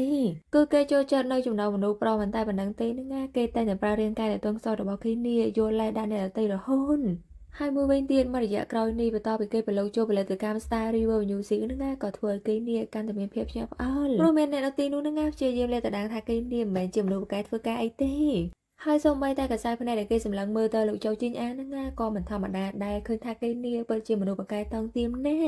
ាព្រោះមានរូបភាពជាច្រើនហ្នឹងណាបានថតជាប់នៅពេលដែលគេនេះតែងតែនៅក្បែរជោជីងអានរហូតអញ្ចឹងហើយទៅធ្វើឲ្យគេហ្នឹងណាទទួលបានការពេញចិត្តផ្ដាច់មុខហើយគេនេះក៏អាចខ្លាចជាធនធានដ៏កម្រសម្រាប់ជោជីងអានងាកមកខាងសាវយ៉ាវឃើញថាគេកំពុងតែលាងដៃក្នុងបន្ទប់ទឹកហ្នឹងណាក៏ឃើញមាននរណាម្នាក់មកក្តោបមកគេជាប់រួចគេក៏និយាយថានៅពេលដែលខ្លាចជាតារាភ្លាមហ្នឹងណាអត់ចង់ចាំយើងទេអីសាវយ៉ាវក៏ព្យាយាមនិយាយដែរថាលេងខ្ញុំតែគេមិនបានលេងទេយកដៃទៅទះក្បាលហើយនិយាយថាហ៊ានប្រឆាំងមួយយើងទៀតតាំងតែពីឡើងខ្ពស់មកហ្នឹងណាដូចជាក្លាហានណាស់មែនប៉ុន្តែយើងចង់ដឹងថាបើប៉ាចិញ្ចឹមរបស់ឯងជើជីងអានហ្នឹងណាគេដឹងថាគឺឯងនេះធ្វើការផ្គប់ចិត្តយើងអ្វីខ្លះហ្នឹងណាប្រហែលជាគេនឹងមិនធ្វើល្អដល់ឯងបែបហ្នឹងទេថាតើកណាត់កហ្វដែលធ្លាប់ប្រើហើយហ្នឹងណាវាខ្លាចជាកំណប់បានដោយរបៀបណារួចគេក៏បានយកដៃទៅច្របាច់មុខឲ្យបន្ថែមថាកុំដោយសារតែសេវជាទេប្រហែលជាយើងហ្នឹងណាអាចនឹងរស់ឯងនេះងាយស្រួលជាងនេះហើយព្រោះថាក្នុងខួរក្បាលរបស់យើងហ្នឹងណាតែតែនឹកគិតអំពីឯងហើយដៃរបស់គេនេះក៏ចាប់ដើមរាវសាវយ៉ាវដែលពេលហ្នឹងជីងអានក៏ចូលមកតន់ក៏បានសប្បាយរុនគេចេញដាល់ផងវៃផងមួយទំហឹងហើយនៅពេលដែលងាកទៅឃើញអូនតន់ជើងអង្គុយចុះហ្នឹងណាគេក៏សប្បាយងាកមករកហាបែកហ្នឹងក៏សប្បាយរត់គេញជីងអានក៏ព្យាយាមលួងលោមដែរថាអីទេកុំបារម្ភតែថាគេម្នាក់ហ្នឹងគឺគេនឹងណាធ្លាប់ធ្វើបាបឯងពីមុនមកមែនអត់ហើយគេបានលូកដៃទៅចាប់មុខសាវយ៉ាវអញ្ចឹងណាតែគេក៏កេកដល់ឃើញអញ្ចឹងជីងអានេះក៏ទាញគេយកមកអោបហ្មងទៅងាកមកខាងក្រុមហ៊ុនវិញក៏ឃើញថាប៉ែមួយដែលត្រូវបានបណ្ដឹងចេញនឹងណាក៏បានយកវីដេអូមួយយកមកឲ្យធានមើលដោយក្នុងវីដេអូហ្នឹងគេព្យាយាមលាពោសាវយ៉ាវថាគេនឹងណាចូលចិត្តនៅក្បែរមនុស្សប្រុសណាហើយតែតែយល់លេសថាគេខ្លាចភាពងងឹនហើយគេមិនអាចគេម្នាក់ឯងបានទេចូលចិត្តគេជាមួយអ្នកដទៃមិនតែប៉ុណ្្នឹងទេនឹងណាគេក៏ចូលចិត្តលួចមើលមនុស្សប្រុសមួយទឹកទៀតហើយកសែភ្នែកដែលគេសម្លឹងមើលនឹងណាគឺមើលទៅលងគួរស្អប់ខ្ពើមែនទែនអប៉ែនឹងក៏បានបន្ថែមទៀតថាអ្នកនាងមើលទៅប្រវត្តិរបស់គេមិនល្អទេហើយខ្ញុំក៏មិនដឹងថាគេនឹងណាធ្វើការលបួលលោកជើជីងអានេះយ៉ាងណាខ្លះដែរទៅបានបែបនេះតែធាននឹងហៅអត់យល់ទេក៏សួរបញ្ជាក់ដែរថាលោកចង់មានន័យបែបម៉េចអប៉ែនឹងក៏បានបន្ថែមទៀតថាប្រវត្តិរបស់គេនឹងណាមិនល្អទេហើយធ្វើការប្រម៉ូទគេនេះធ្វើដូចជាប្រម៉ូទសម្រាប់អញ្ចឹងគឺវាប្រៀបដូចជាយើងនឹងណាដើរចូលទៅក្នុងភួរ តែធាននឹងមិនបានយល់ស្របទេក៏និយាយដែរគ្រាន់តែវីដេអូប៉ុណ្ណឹងថាលោកគិតថាអាចយកទៅបំផ្លាញគេបានមែនហើយចុះលោកវិញជានរណាចង់ខ្ញុំនឹងមកចូលដែរជាមួយលោកហើយបោះបង់អ្នកផលិតករមេដៃមាននឹងមែនបើសិនជាហ៊ានធ្វើបែបហ្នឹងប្រហែលជាអាជីវកម្មរាប់ឆ្នាំរបស់ខ្ញុំនេះនឹងខ្ជិះអស់ហើយរួចក៏សួរជំនួយការថាគេជានរណាហើយបន្តពីដឹងថាគេនឹងជាបុគ្គលិកនៅក្រុមហ៊ុននឹងដែរគេក៏បាននិយាយថាបើសិនជាជើជីងអានដឹងនឹងគឺគេនេះនឹងធ្វើការប្រឡែកលីលោកហើយតែខ្ញុំក៏មិនធ្វើការចាក់សាំងបន្ថែមអីដែរគឺខ្ញុំនឹងចាំឲ្យលោកចាំមើលទៅតាក់ទងនឹងធនធានហើយនឹងតំណែងតំណងពិតនេះបែបនេះបន្តពីលើអញ្ចឹងគេក៏ខំម្ដងដែរព្រោះគេព្យាយាមបង្ខូចសាវយ៉ាវប៉ុណ្ណឹងឯនឹងនៅធ្វើមិនបានទៀនងាកមកខាងជីងអានវិញឃើញថាគេនឹងកំពុងព្យាយាមរត់រអូនធ្វើការទេផងអីផងនេះតាក់ទងបានសោះហើយក៏មិនដឹងថាអូនទៅណាដែលពេលហ្នឹងក៏ឃើញមាននរណាម្នាក់ទេមកនឹងគ្រាន់ឮសំឡេងនេះគេខំអឲ្យស្មាអូនទេមកវិញអញ្ចឹងណាតែក៏ឃើញថាធានទេមករួចគេក៏បាននិយាយថាគឺខ្ញុំនឹងមានរឿងមួយដែលលោកនេះប្រហែលជាអាចនឹងចង់ដឹងបន្តិចក្រោយមកឃើញថាជីងអាននឹងក៏បានមករស់សៀវជាដល់ផ្ទះហើយគូទ្វារខ្លាំងមែនតើល្មមតែគេមកបើងហើយគ្រាន់គេបើកភ្លាមនឹងក៏បានដើរគេមកដៃដែលឃើញអញ្ចឹងសៀវជានេះក៏ថាឲ្យដៃលោឈួរដែរហើយពួកគេនឹងក៏បានធ្វើការវាយគ្នាទៅវិញទៅមកជីងអានក៏ថាឲ្យហេតុបានជាលោកនឹងយករឿងរបស់សាវយ៉ាវនេះទៅប្រាប់ពួកអាសត្វអស់នឹងគឺគេនឹងរស់សាវយ៉ាវឃើញតែលោកដឹងអត់ថាគេនេះបានធ្វើអ្វីខ្លះដល់សាវយ៉ាវមកតទៅលើអញ្ចឹងសៀវជានឹងឡើងស្រត់មែនតើមិននឹកស្មានថាពួកនឹងទៅរឿងសាវយ៉ាវទេរួចគេក៏បានសុំទោសហើយក៏បានបន្ថែមដែរគឺវាជាកំហុសរបស់ខ្ញុំខ្ញុំសុំទោសចំណែកជីងអាននឹងក៏បានយកមករបស់សាវយ៉ាវនេះយកមកកាន់មើលហើយក៏សួរនាំដែរកាលពីពេលនឹងមានរឿងអ្វីកើតឡើងលោកប្រាប់ខ្ញុំបានអត់សៀវជាក៏សម័យនៅពេលដែលបែកនឹងមកជួបគេនឹងក៏សួរនាំដែរថាសាវយ៉ាវនៅណាយើងនៅគេណាគឺថាស្បែករបស់គេនឹងឡើងឆ្ងាញ់តែម្ដងហើយសូម្បីតែគេយំនេះក៏មិនធម្មតាដែរបន្ទាប់ពីសម័យហើយនឹងគេក៏តបមកគឺខ្ញុំក៏មិនដឹងដែរគឺខ្ញុំគ្រាន់តែគិតប្រហែលទេហើយខ្ញុំក៏មិនហ៊ានសួរគេដែលវាគឺជាកំហុសរបស់ខ្ញុំគឺខ្ញុំនេះសំតែស្លាប់អញ្ចឹងហើយឥឡូវនេះលោកចង់ធ្វើអ្វីដាក់ខ្ញុំក៏បានដែរចង់វាយខ្ញុំរហូតដល់ស្លាប់ក៏បានជីងអានក៏និយាយថានៅពេលដែលខ្ញុំធ្វើឲ្យគេឡើងលើឆាកបានហ្នឹងគឺប្រកាសណាស់អាចនឹងមានរឿងនឹងកើតឡើងតែខ្ញុំបានគិតមុនតើគេនឹងប្រឈមមុខជាមួយនឹងភាពភ័យខ្លាចហើយនឹងបញ្ហាដ៏ធំតែម្នាក់ឯងបែបនេះអញ្ចឹងហើយឥឡូវនេះលោកសូមជួយខ្ញុំផងសាគិតមើលថាតើគេនឹងអាចនឹងទៅកន្លែងណាខ្លះដោយសារតែលោកនឹងមករយៈក្រោយនេះគឺលោកនៅជាមួយនឹងគេច្រើនណាស់សៀវជាក៏តបថាគេធ្លាប់ប្រាប់ខ្ញុំថាគេមានកន្លែងសម្ងាត់មួយគឺជាកន្លែងដែលពោពេញទៅដោយការចងចាំប៉ុន្តែក្រោយមកនឹងគេមិនដែលទៅទីនោះទេអញ្ចឹងហើយខ្ញុំក៏ឆ្ងល់ដែរថាគេអាចទៅនឹងអន់បន្ទាប់ពីលឿនចឹងជីងអានឹងហាក់ក៏ដឹងហើយថាជាកន្លែងណាហើយគេក៏សប្បាយរត់ចេញទៅរកអូនភ្លាមងាកមកខាងសាវយ៉ាវវិញឃើញថាគេនេះកំពុងតែអង្គុយយំម្នាក់ឯងដោយសារតែរឿងរ៉ាវដែលគេបានឆ្លងកាត់នឹងវាច្រើនមែនទែនរួចគេក៏បានសម័យដែលមានពេលមួយនឹងគេកំពុងអង្គុយធ្វើកិច្ចការផ្ទះនេះអាប៉ែនឹងក៏បានដើរមករកគេហើយនិយាយដែរធ្វើឲ្យយើងផងហើយអញមើលអក្សរនៅលើនេះទៅគេមានអត្ថន័យថាស្បែកទួនស្បែកឆ្ងាញ់អីចឹងទៅគឺវានឹងសាកសងជាមួយនឹងឯងមែនតើរួចគេក៏បានសវ៉ាទៅបែកលើអាវរបស់សាវយ៉ាវហើយក៏លូកទៅរាវគេអញ្ចឹងណាតែសាវយ៉ាវក៏ខាត់តែគេនេះក៏ចាប់អត់មកគេជွំបន្ទាប់ពីសម័យដល់រូបភាពនឹងហើយគេភ័យខ្លាំងមែនទែនក៏បានយកដៃទៅខាំផងអីផងហើយរាងកាយរបស់គេនឹងឡើងញ័រញាដែលពេលនឹងជីងអានក៏បានមកដល់ហើយក៏និយាយដែរខ្ញុំសុំទោសផងដែលខ្ញុំនឹងចំណាយពេលវេលាឡើងយូរមែនតើល្មមតែមករកឃើញតែថាខ្ញុំក៏ល្ងងដែរគឺខ្ញុំនឹងមិនដឹងថាអូននេះអាចនឹងមកកន្លែងសម្ងាត់របស់ពួកយើងតាំងតែពីតូចតែយ៉ាក៏សួរបញ្ជាក់ដែរគឺបងនៅចងចាំវាជីងអានក៏តបថាវាមិនមែនគ្រាន់តែជាការចងចាំទេគឺបងអាសាមកទីនេះណារួចគេក៏បានសវ៉ាការយកប្រអប់ដែលគេបានកប់នៅដីនឹងយកមកមើលដែលវាគឺជាប្រអប់ដែលពួកគេនឹងធ្វើការកប់ក្នុងដីនេះតាំងតែពីក្មេងហើយមុនពេលដែលគេកប់នឹងគេតែងតែយករបស់យកមកដាក់ក្នុងនឹងបន្ទាប់ពីការចេញហើយនឹងជីងអានក៏បានបន្ថែមទៀតដែរទោះបីជាខ្ញុំបានរើចេញពីផ្ទះនឹងក៏ដោយគឺខ្ញុំនឹងក៏តែងតែមកទីនេះជាញឹកញាប់ហើយក៏តែងតែធ្វើការដាក់របស់ថ្មីនឹងចូលក្នុងនឹងដែលការពិតទៅគឺខ្ញុំនេះក៏មានគម្រោងថានាំអូនមកទីនេះដែរប៉ុន្តែបងគិតថារងចាំពេលវេលាដ៏ស័ក្តិសមអីចឹងទៅប៉ុន្តែពេលនេះគឺវាជាថ្ងៃហើយនឹងពេលវេលាដែលស័ក្តិសមអីហើយមួយវិញទៀតបងតែគិតថាប្រហែលជាមានថ្ងៃណាមួយនឹងបងនឹងអាចជួបអូននៅទីនេះប៉ុន្តែមិនដែលសោះបន្ទាប់ពីលឺបងនិយាយអញ្ចឹងសាវយ៉ាវនឹងក៏ដកដួលរំជួលចូលខ្លាំងមែនតើទឹកភ្នែករបស់គេនេះហូរម៉ាត់ឬក៏ព្យាយាមតបថាដោយសារតែពេលហ្នឹងខ្ញុំគិតថាបងនិយាយកុហកបន្ទាប់ពីលឺអូននិយាយអញ្ចឹងគេក៏យល់ហើយក៏បានបន្ថែមទៀតដែររាល់ពេលដែលបងមកទីនេះម្ដងហ្នឹងតែធ្វើការទៅសេការថ្មីហើយដែរដោយក្នុងហ្នឹងបងបានរៀបរាប់ប្រាប់ថាតើប្រហែលឆ្នាំនេះតើបងហ្នឹងជួបរឿងអ្វីខ្លះហើយក៏បានសួរនាំដែរថាតើអូនសុខទុក្ខយ៉ាងណាបើទោះបីជាបងដឹងថាប្រហែលជាអូននៅតែមិនអាចឃើញក៏ដោយហ្នឹងក៏បងនៅតែធ្វើបន្ទាប់ពីបងនិយាយអញ្ចឹងហើយនឹងគេក៏បានសប្បាយយកអាកាសមួយនឹងឃើញថាបងរបស់គេនេះទៅសេច្រើនមែនតើនៅក្នុងនឹងដល់ឃើញអញ្ចឹងគេកាន់តែយំខ្លាំងឡើងព្រោះគេមិននឹកស្មានថាបងរបស់គេនឹងនៅតែចងចាំនៅគិតគេរហូតបែបហ្នឹងសោះជីងអានក៏បានបន្ថែមទៀតដោយសារតែបងមិនអាចថែរក្សាសន្យានឹងបាននឹងទៅធ្វើអូននេះត្រូវរងទោសខ្លាំងដល់ថ្នាក់នេះសា សាវយ៉ៅក៏តបថារាល់ពេលដែលអូនមានអារម្មណ៍ថាថប់ដង្ហើមឬមួយក៏មានអារម្មណ៍ថាចិត្តស្លាប់នឹងណាគឺអូនតែព្យាយាមលួងលោមខ្លួនឯងថាបើសិនជាអូនអាចទ្រាំទ្រវាបាននឹងណាគឺថ្ងៃណាមួយគឺអូននាងនឹងអាចត្រឡប់មកជួបបងវិញដោយលឺអញ្ចឹងជីងអានកាន់តែបន្ទោសខ្លួនឯងដោយសារតែគេនឹងណាមិនអាចរក្សាសន្យានឹងបានទៅធ្វើឲ្យអូនរួងទុកហើយត្រូវរងចាំគេឡើងយូររួចគេក៏បាននិយាយយ៉ាងមុតមមថាចាប់ពីពេលនេះតទៅនឹងណាគឺបងនាងនៅក្បែរអូនហើយការពារអូនមិនឲ្យនរណាម្នាក់មកធ្វើបាបអូនទៀតទេសាវយ៉ៅក៏និយាយថាគឺខ្ញុំនឹងណាសង្ឃឹមថាបងស្រឡាញ់ខ្ញុំមិនមែនដោយសារតែការអាណិតទេ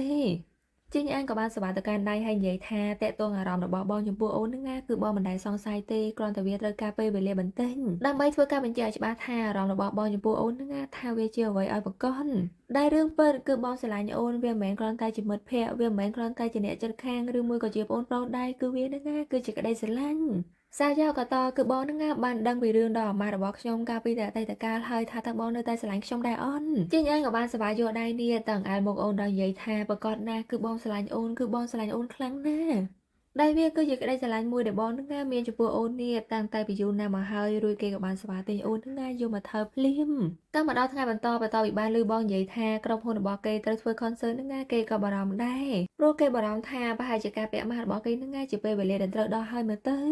ដោយឃើញអូនបារម្ភចឹងគេក៏និយាយថាមិននឹងណាតេតូននឹងការសម្ដែងនឹងលុបចោលទៅចាំបងទៅនិយាយជាមួយនឹងធានហើយនឹងរឿងពួកអាឡងងអស់នឹងទៅឲ្យបងជាអ្នកដោះស្រាយព្រោះថាពេលនេះគឺបងក៏ចង់បានឲ្យអូននឹងណាមានសុវត្ថិភាពពេលនៅក្បែរប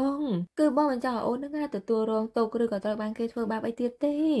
ដោយឃើញបងខ្វាយខ្វល់បារម្ភពេកអញ្ចឹងគេបានយកដៃនឹងណាទៅស្ទាបមុខដោយនិយាយដែរថាពេលអូននៅជាមួយបងនេះគឺអូនមានក្តីសុខហើយនឹងកក់ក្ដៅដូច្នេះហើយពេលនេះគឺអូននឹងណាចង់ធ្វើការសាកល្បងម្ដងទៀតប្រហែលជាអូនអាចធ្វើបា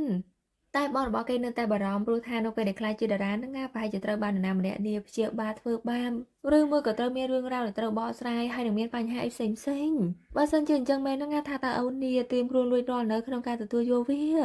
សាវយ៉ៅក៏តថាគឺអូនពិតជាមានសំណាងខ្លាំងណាស់នៅពេលដែលមានបងនៅក្បែរហើយអូនក៏ដឹងដែរថាអាចនឹងមានរឿងនឹងកើតឡើងអញ្ចឹងហើយគឺអូននឹងណានឹងប្រែក្លាយអាភាពក្លាហានរបស់អូននេះទៅប្រឈមមុខជាមួយវានៅពេលអនាគតហើយមួយវិញទៀតគឺអូននឹងណាចង់ធ្វើការប្រាប់ទៅដល់ក្មេងៗជំនាន់ក្រោយថាទោះបីជាគេនេះត្រូវឆ្លងកាត់ពីភាពខ្មាំងងឹតយ៉ាងណាក៏ដោយគឺថ្ងៃណាមួយនឹងណាគេអាចជួបជាមួយនឹងមនុស្សល្អអាចស្ដាប់បទចម្រៀងពីរូបរស់ហើយអាចធ្វើការក្រោកឈរម្ដងទៀតបន្តពីលឺអូននិយាយអញ្ចឹងជីងអានក៏បានបន្ថែមដែរការពិតទៅនឹងណាអូនគឺជាមនុស្សក្លាហានខ្លាំងណាស់គឺបងនេះពិតជាមានមោទនភាពចំពោះអូនពិតមែន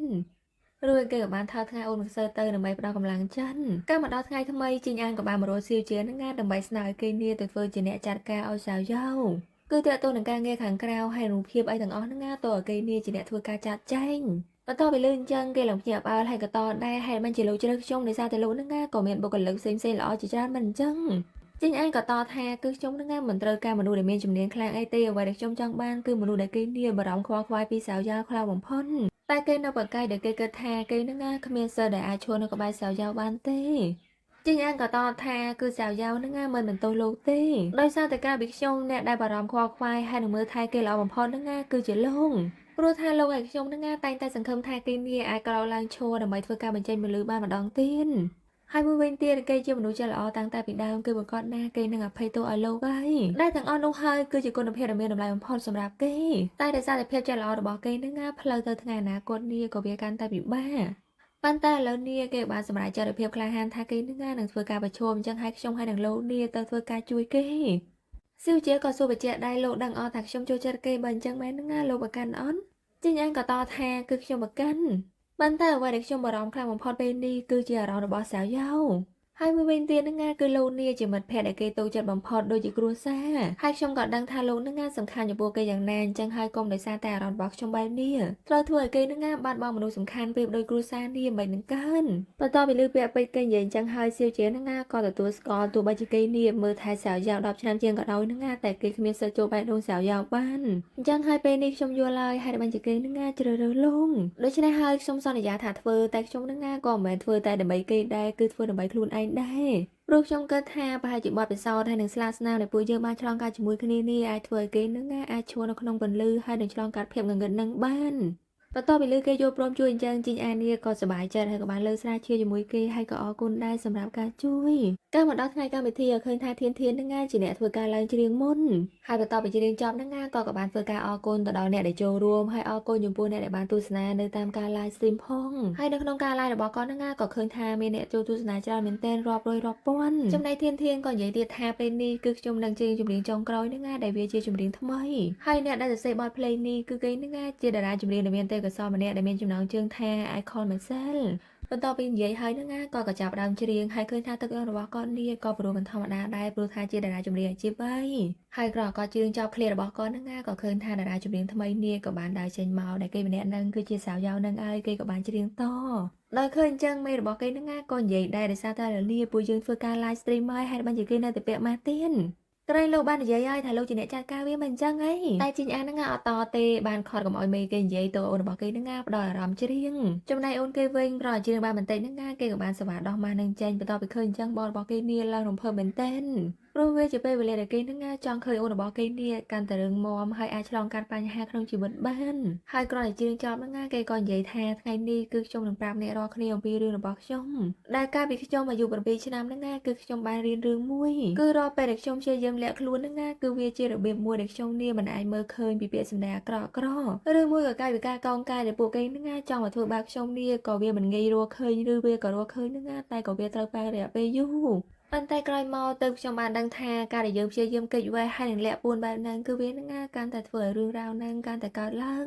ងព្រោះការដែលគេមើលងាយហើយធ្វើបាបហ្នឹងគឺវាជាស្លាកស្នាមមួយដែលបញ្ជាក់ថាគឺយើងនេះមានភាពក្លាហានអាចឆ្លងកាត់នៅរឿងរ៉ាវទាំងអស់ហ្នឹងបានរហូតមកដល់ពេលនេ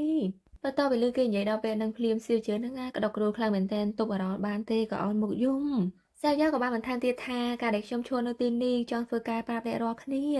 ាគឺសូម្បីតែខ្ញុំនឹងក៏អាចឈរនៅទីដែលមានពន្លឺហើយអាចរកផ្លូវដ៏ល្អសម្រាប់ខ្លួនឯងដូច្នេះហើយចំពោះអ្នករាល់គ្នានឹងក៏អាចរកពន្លឺហើយនឹងភាពជោគជ័យសម្រាប់ខ្លួនឯងបានដែរគឺម្នាក់ៗសុទ្ធតែមានផ្លូវល្អសម្រាប់ខ្លួនដូច្នេះហើយសូមជឿប្រកាសថាគឺយើងនឹងអាចរងចាំវាបានបន្ទាប់ពីលើពាក្យពេចន៍ដែលមានអត្ថន័យរបស់គេហើយឃើញថាម្នាក់ៗនឹងពេញចិត្តណាក៏បានទេដៃអបអរសាទរហើយសូម្បីតែក្នុងការ live ទៅន័យផ្សេងនេះក៏ផ្ទុះខ្លាំងដែលឃើញអញ្ចឹងមេរបស់គេនឹងពេញចិត្តណាក៏បានព្យាយាមហៅគេដើម្បីនិយាយថាការ live លើនឹងមានអ្នកទស្សនាច្រើនមែនទែនតែជីងអានឹងអត់បានស្ដាប់ក៏និយាយច្រើនទេព្រោះគេបារម្ភថាអូនរបស់គេនេះត្រូវបានអ្នកកសែតនឹងទៅតាមជឿជែកហើយសួរនាំគេច្រើនពេកខ្លាចអូនភ័យដោយអ្នកកសែតនឹងនៅតែជជែកសួរអំពីពាក្យអាចារ្យបារាំងដែលតាឆេវនិយាយនេះវាជារឿងពិតឬក៏អន់ហើយចោះទំនាក់ទំនងរបស់លោកហើយនឹងលោកជោជីងអាននឹងជាអ្វីឲ្យប្រកាសឃើញថាស្និទ្ធស្នាលនឹងគ្នាណាដែលពេលហ្នឹងជីងអានក៏បានវាយអ្នកកសែតនឹងដើម្បីមករកអូនហើយក៏មកចាប់ដៃគេជុំតែសាវយ៉ាវក៏សប្បាយលេងដៃខ្លាចបងមានបញ្ហាតែគេមិនបានខ្លាចមានបញ្ហាអីទេក៏បានសប្បាយមកចាប់ដៃអូនវិញបន្ទាប់ពីឃើញអញ្ចឹងអូនរបស់គេក៏រំភើបរួចពួកគេក៏បានដឹកដៃគ្នានឹងរួចចេញពីកន្លែងហ្នឹងទៅមិនបានធ្វើការបកស្រាយអីជាមួយអ្នកកសែតហ្នឹងទេចំណែកសៀវជែនឹងក៏ព្យាយាមខកខាងអ្នកទាំងអស់គ្នានឹងទៅថា concert របស់សាវយ៉ាវនេះបានបញ្ចប់ហើយអញ្ចឹងហើយបើសិនជាចង់ដឹងព័ត៌មានអំពីរឿងរបស់សាវយ៉ាវនឹងធ្វើការ follow Star River Music នឹងទៅហើយមួយវិញទៀត studio របស់ធានហើយនឹងពួកយើងនឹងកំពុងធ្វើការសហការគ្នាអញ្ចឹងហើយអ្នកទាំងអស់គ្នានេះត្រូវរងចាំទៅពួកយើងនឹងមានអ្វីថ្មីងាកមកខាងពីអ្នកនេះវិញម្ដងជីងអាននឹងក៏និយាយដែរថាអូនដឹងអត់នៅពេលដែលអូនឡើងលើឆាកមុននេះគឺអូននឹងមានពលឺចាំងខ្លាំងមែនទែនបន្ទាប់ពីលឺបងសរសើរអញ្ចឹងគេឡើងអៀនហើយបងរបស់គេនឹងបន្ទាប់ពីឃើញអូនអៀនអញ្ចឹងហើយក៏បានសប្បាយអត់មកថាអូនភ្លាមរួចគេបាននិយាយបន្ថែមទៀតថាគឺបងនឹងពិតជាមានមោទនភាពចំពោះអូនខ្លាំងណាស់បន្ទាប់ពីលឺបងនិយាយអញ្ចឹងគេកាន់តែរំភើបហើយបងរបស់គេនេះក៏បានសប្បាយអបអូនឡើងណែនដោយឃើញអញ្ចឹងអូនរបស់គេក៏និយាយដែរតិចពួកយើងនឹងត្រូវបានគេលួចថតទៀតទៅជីងអាននៅតែបន្តអបអូនឡើងណែនហើយនិយាយថាបងលេងខ្វល់ហើយព្រោះតាំងតែពីបងបានដឹងអំពីបេះដូងរបស់ខ្លួនឯងហើយនឹងគឺបងនេះគ្មានកម្រងថានឹងលាក់បាំងវាទៀតទេហើយចំណែកអូនវិញនឹងក៏គិតអញ្ចឹងដែរត្រូវអន់សៀវយ៉ាវក៏តបថាតារាបណាបងនៅក្បែរអូននឹងគឺអូននេះមិនខ្វល់អ្វីទាំងអស់បន្ទាប់ពីលើអូននិយាយអញ្ចឹងគេឡើងសប្បាយចិត្តក៏បានស្វាគមន៍អូនយកមកអោបទៀនកាលមកដល់ផ្ទះឃើញថាគេក៏កំពុងអង្គុយធ្វើការហ្នឹងនៅពេលដែលឃើញអូនចេញពីបន្ទប់ទឹកនេះក៏ទុកឯកសារនឹងចោលទៅដើម្បីមកសប្បាយអបអូនរួចគេបាននិយាយថាអាពានមួយនឹងគឺវានឹងជាពានដំបូងដែលបងបានទទួលបាននៅពេលដែលបងបានធ្វើការងាររបស់បងជោគជ័យចំណែកអូនរបស់គេនឹងបានត្រឹមតែងួរក្បាលបន្ទាប់ពីលើពីភាពជោគជ័យរបស់បងទាញអានក៏និយាយទៀតថាគឺបងនឹងសង្ឃឹមថានៅថ្ងៃអនាគតទៅពានរបស់ពួកយើងទាំងពីរនាក់នេះនឹងដាក់ជាមួយគ្នាសាវយ៉ាក៏សួរដែរបងគិតថាអូនអាចធ្វើបានមែនតែគេមិនបានតបនឹងសំណួរនឹងទេក៏សួរដែរហេតុបានជាអូននឹងមិនរើជាមួយបងទៅ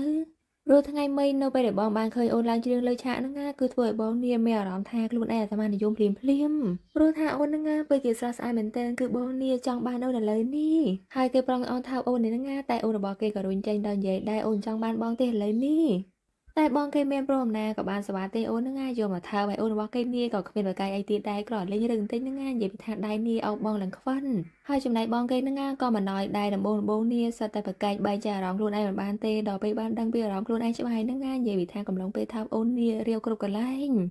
មិនតែប៉ុណ្ណឹងទេសត្វតែមានស្ទាយរុញអូនទៅមុខហើយទេយកមកថើបវិញនិយាយពីថាស្ទាយមិនធម្មតាដែរហ្នឹងណាអ្នកនិពន្ធបទភ្លេងតែមកដល់ថ្ងៃថ្មីវាតើគេភ្ញាក់ឡើងឃើញអូនរបស់គេគេងក្បែរហ្នឹងណាគេក៏ញញឹមដែលពេលហ្នឹងក៏លើសំឡេងនរណាម្នាក់ទេមកហ្នឹងណាក៏យកមកមើលទៅឃើញថាសៀវជានេះទេមកឡើង4ដងដោយឃើញអញ្ចឹងគេបានសវ៉ាទាញភួយទាញអីហ្នឹងណាមកដណ្ដប់អូនឲ្យត្រឹមត្រូវរួចក៏បានដើរចេញមកខាងក្រៅនេះមកនិយាយទៅខ្លាចអូនភ្ញាក់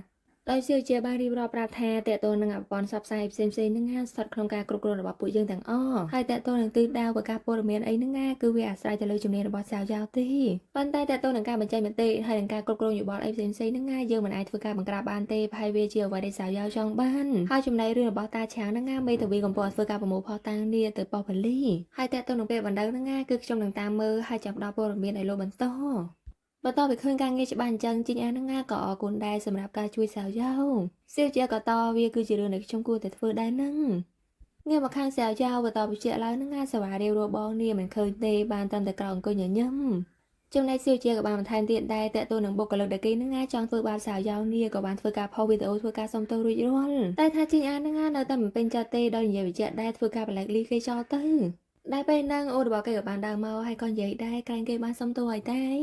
ចេញអានក៏តថាការសុំទោសនឹងណាគ្រាន់តែជាការសងដែលតិចតួចបំផុតព្រោះរឿងដែលគេធ្វើនឹងណាវាអាចប៉ះពាល់ទៅដល់ផ្លូវចិត្តហើយនឹងរឿងសិលធម៌ហើយបងក៏មិនដែលគិតថាអាគុណវិបត្តិហើយនឹងភាពភ័យខ្លាចនឹងណាអាចធ្វើការកែច្រកពិតរបស់គេនេះពីធម្មជាតិបានអញ្ចឹងហើយបើសិនជាពាក្យសុំទោសនឹងណាអាចធ្វើការដោះស្រាយបញ្ហាអ្វីក៏បានគឺប្រៀបដូចជាពួកយើងនេះកំពុងតែលើកចិត្តឲ្យគេនឹងណានៅតែបន្តធ្វើបាបរាជដតីនៅពេលក្រោយទៀតបន្ទាប់ពីលឺបងនិយាយអញ្ចឹងគេក៏ស្វាអោបបងគេក៏បានបន្ថែមទៀតថាតើតើយើងនឹងឲ្យគេសងអាការឈឺចាប់នឹងទៅធ្វើឲ្យគេនាចងចាំថាថ្ងៃក្រោយនឹងកុំធ្វើការចន់ឈ្លីអ្នកដទៃទៀតហើយចំណែកអូនវិញនឹងដោយសារតែអាភាពចិត្តល្អហើយនឹងសប្បុរសធម៌របស់អូនមួយនេះគឺធ្វើឲ្យបងនឹងត្រូវរុញច្រានឲ្យអូននេះកាន់តែមានភាពអត់ធ្មត់កាន់តែច្បាស់ហើយកាន់តែមានអំណាចបន្ទាប់ពីលឺបងនិយាយអញ្ចឹងគេក៏មិនបកកាយអីដែរក៏បានសប្បាយអោបបងហើយនិយាយដែរគឺអូនដឹងការដែលបងធ្វើទាំងអស់នឹងដោយសារតែបងចង់ការពារអូនកាលមកដល់ថ្ងៃបន្តបើឃើញថាសាវយ៉ាវនេះក៏រើអ្វីៗមកនៅជាមួយបងដោយបងរបស់គេនឹងជាអ្នករើអ្វីៗរបស់គេហើយគេនេះរើយកអាការៈដែលបងតែងតែសរសេរដាក់នៅក្នុងប្រអប់ថ្ងៃមុនហ្នឹងយកមកមើលដល់ពេលហ្នឹងបងរបស់គេក៏បានចាប់អាការប្រអប់មួយហ្នឹងតែអូនរបស់គេចង់ឲ្យមើលទេតែគេនៅតែចង់មើលក៏បើកទៅហ្នឹងឃើញថាមានរូបថតរបស់ពួកគេទាំងពីរនាក់ក្នុងហ្នឹងចំណែកអូនគេហ្នឹងក៏មានអារម្មណ៍ខ្មាស់អៀនដែរដោយសារតែពេលហ្នឹងគេខឹងបងគេពេកហ្នឹងទៅធ្វើឲ្យរូបថតហ្នឹងដាច់រហែកអតែបងរបស់គេក៏តថាវាមិនអីទេល្អហើយរួចគេក៏បានយករូបថតដែលគេទុកដែរហ្នឹងយកមកឲ្យអូនមើលឃើញរូបថតរបស់គេនៅថ្មីចេះរួចគេក៏បានបន្ថែមទៀតថាអ្វីដែលបងបានរក្សាទុកហ្នឹងគឺវាជាអតីតកាលរបស់ពួកយើងហើយអ្វីដែលអូនបានធ្វើការដាក់ផ្សំចូលគ្នាវិញហ្នឹងគឺវាជាអនាគតដែលខុសគ្នារបស់ពួកយើងដោយលឺអញ្ចឹងសាវយ៉ាវហ្នឹងក៏យករូបថតនេះយកមកដាក់នៅលើសៀវភៅកំណត់ហេតុរួចក៏បានធ្វើការកត់ត្រាពាក្យពេចន៍ខ្លះហ្នឹងទៅសម្រាប់គេមើលនាពេលក្រោយចំណែកបងគេវិញហ្នឹងអង្គុយសម្លឹងមើលមុខអូននាមិនដាក់ភ្នែកទេគ្រាន់តែអូននិយាយចោលភ្លាមហ្នឹងក៏ស្វាមកកាន់ដៃអូនរួចពួកគេទាំងពីរនាក់ហ្នឹងក៏អោនថើបគ្នានេះយ៉ាងមានក្តីសុខបំផុតហើយអក្សរដែលគេសរសេរនឹងមានអត្ថន័យថាស្នេហាគឺនៅពេលដែលនរណាម្នាក់ហ្នឹងរក្សាអតីតកាលរបស់អ្នកឲ្យនៅដដែលហើយចំណែកអ្នកវិញហ្នឹងក៏ហ៊ានរៀបចំផែនការសម្រាប់ថ្ងៃស្អែកនេះជារៀងរាល់ថ្ងៃជាមួយនឹងគាត់ហើយខ្សែរឿងក៏បញ្ចប់ត្រង់កន្លែងហ្នឹងទៅ